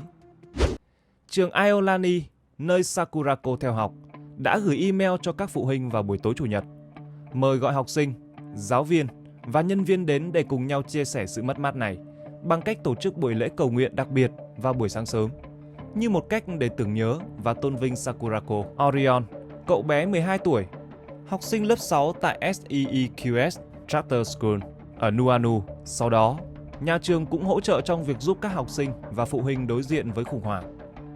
Các nhà tâm lý luôn có mặt để hỗ trợ con em họ vượt qua giai đoạn khó khăn này. Nana, cô bé nhỏ nhất trong gia đình Oda, là học sinh trường tiểu học Menwa. Bộ Giáo dục đã nhanh chóng gửi thư cho các phụ huynh tại trường, đề nghị thành lập một nhóm can thiệp khủng hoảng để hỗ trợ toàn bộ cộng đồng học sinh và giáo viên trong việc đối phó với thảm kịch trên. Tất cả đã cùng nhau hành động để đảm bảo rằng tất cả học sinh và nhân viên đều có một nơi an toàn để bày tỏ cảm xúc của mình, đồng thời có người để lắng nghe và an ủi họ trong giai đoạn đau thương này. Những nỗi mất mát không thể đo đếm được đã để lại dấu ấn sâu đậm trong lòng mọi người và cộng đồng, là bài học để tất cả cùng nhau vượt qua khó khăn trong cuộc sống. Vào buổi tối thứ Ba, hơn 10 ngày kể từ khi án mạng xảy ra, hàng trăm người đã tụ tập trên bãi cỏ của Waikiki Shell, nơi tổ chức một buổi cầu nguyện tưởng nhớ cho người mẹ và 3 đứa trẻ Sakurako, Orion và Nana. Tất cả những người biết và yêu mến gia đình này, từ bạn bè, đồng đội cho đến giáo viên, có thể tụ họp, chia sẻ nỗi đau với thân nhân người bị hại. Mỗi người đến đây với mong muốn tưởng nhớ những nạn nhân xấu số trong thảm kịch kinh hoàng. Khi màn đêm buông xuống trên Waikiki, không gian tràn ngập nỗi buồn và sự chia sẻ. Những câu chuyện về ảnh hưởng của Sakurako, Orion và Nana đối với những người xung quanh được kể lại cho nhau nghe. Người tham dự đã khóc, ôm nhau trong nỗi đau không thể nói thành lời. Ngay cả sau hơn 2 tuần kể từ khi thảm kịch xảy ra, vẫn còn rất nhiều người cố gắng tìm kiếm công bằng cho các nạn nhân bởi không thể chấp nhận được sự thật đau lòng này. Mathilda Tamase, một người bạn chơi đá bóng cùng với Nana, chia sẻ rằng em ấy thấy vô cùng khó khăn để tin vào những gì đã xảy ra. Em nói rằng ngay cả những điều nhỏ nhặt như nhìn thấy một sân bóng đá cũng có thể gợi lại trong em những ký ức buồn về người bạn quá cố và làm em bật khóc một lần nữa. Đối với nhiều người, nỗi đau không chỉ đến từ sự mất mát của một gia đình, mà còn từ việc phải đối diện với khoảng trống mà nạn nhân xấu số để lại trong lòng họ. Cộng đồng cũng đã cùng nhau gây quỹ để giúp gia đình Oda qua việc lập trang GoFundMe nhằm hỗ trợ chi phí tang lễ. Tauris Manzano, con gái lớn của Oda với bạn gái cũ, đã đứng ra tổ chức cộng đồng gây quỹ này. Mục tiêu của cô ấy là huy động được 100.000 đô la để trang trải chi phí tang lễ và pháp lý cho gia đình. Đây là một hành động ý nghĩa, cho thấy sự thương xót của cộng đồng trong việc hỗ trợ cho gia đình Oda. Bi kịch của gia đình Oda đã để lại một vết thương lớn trong cộng đồng, không chỉ vì sự ra đi đột ngột của họ, mà còn vì tình yêu và những ước mơ dang dở của những đứa trẻ. Sakurako, với ước mơ trở thành một y tá và đầu bếp giỏi. Orion, một cậu bé thông minh và đầy năng lượng. Và Nana, với nụ cười rạng rỡ trên sân bóng đá. Mỗi người trong họ đều có những giấc mơ riêng. Nhưng giờ đây, tất cả đã bị chôn vùi dưới một tấm thảm kịch không thể tưởng tượng. Thảm kịch của gia đình Oda không chỉ là một bi kịch đau lòng, mà còn là lời nhắc sâu sắc về tầm quan trọng của sức khỏe tinh thần và sự hỗ trợ từ cộng đồng. Những căng thẳng trong cuộc sống hiện đại, dù là về tài chính hay áp lực xã hội, nếu không được giải quyết kịp thời, có thể dẫn đến những hậu quả khủng khiếp. Gia đình và bạn bè có thể không biết rõ những khó khăn mà người thân yêu của họ đang phải đối mặt. Và chính sự cô đơn, tuyệt vọng không được chia sẻ đã tạo nên một bi kịch lớn. Vụ án này cho ta thấy rằng mọi người dù có vẻ ngoài ổn định, thành đạt hay mạnh mẽ đến đâu, cũng đều có thể đang chịu đựng những áp lực khôn lường.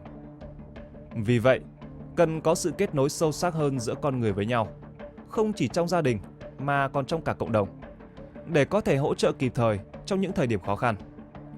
Sức khỏe tinh thần của con người cần được chú ý và chăm sóc, không khác gì sức khỏe thể chất, bởi đôi khi chỉ cần một lời chia sẻ, một sự quan tâm đúng lúc cũng có thể cứu rỗi một cuộc đời. Các bạn nghĩ sao về vụ thảm án tồi tệ nhất trong 25 năm tại Hawaii?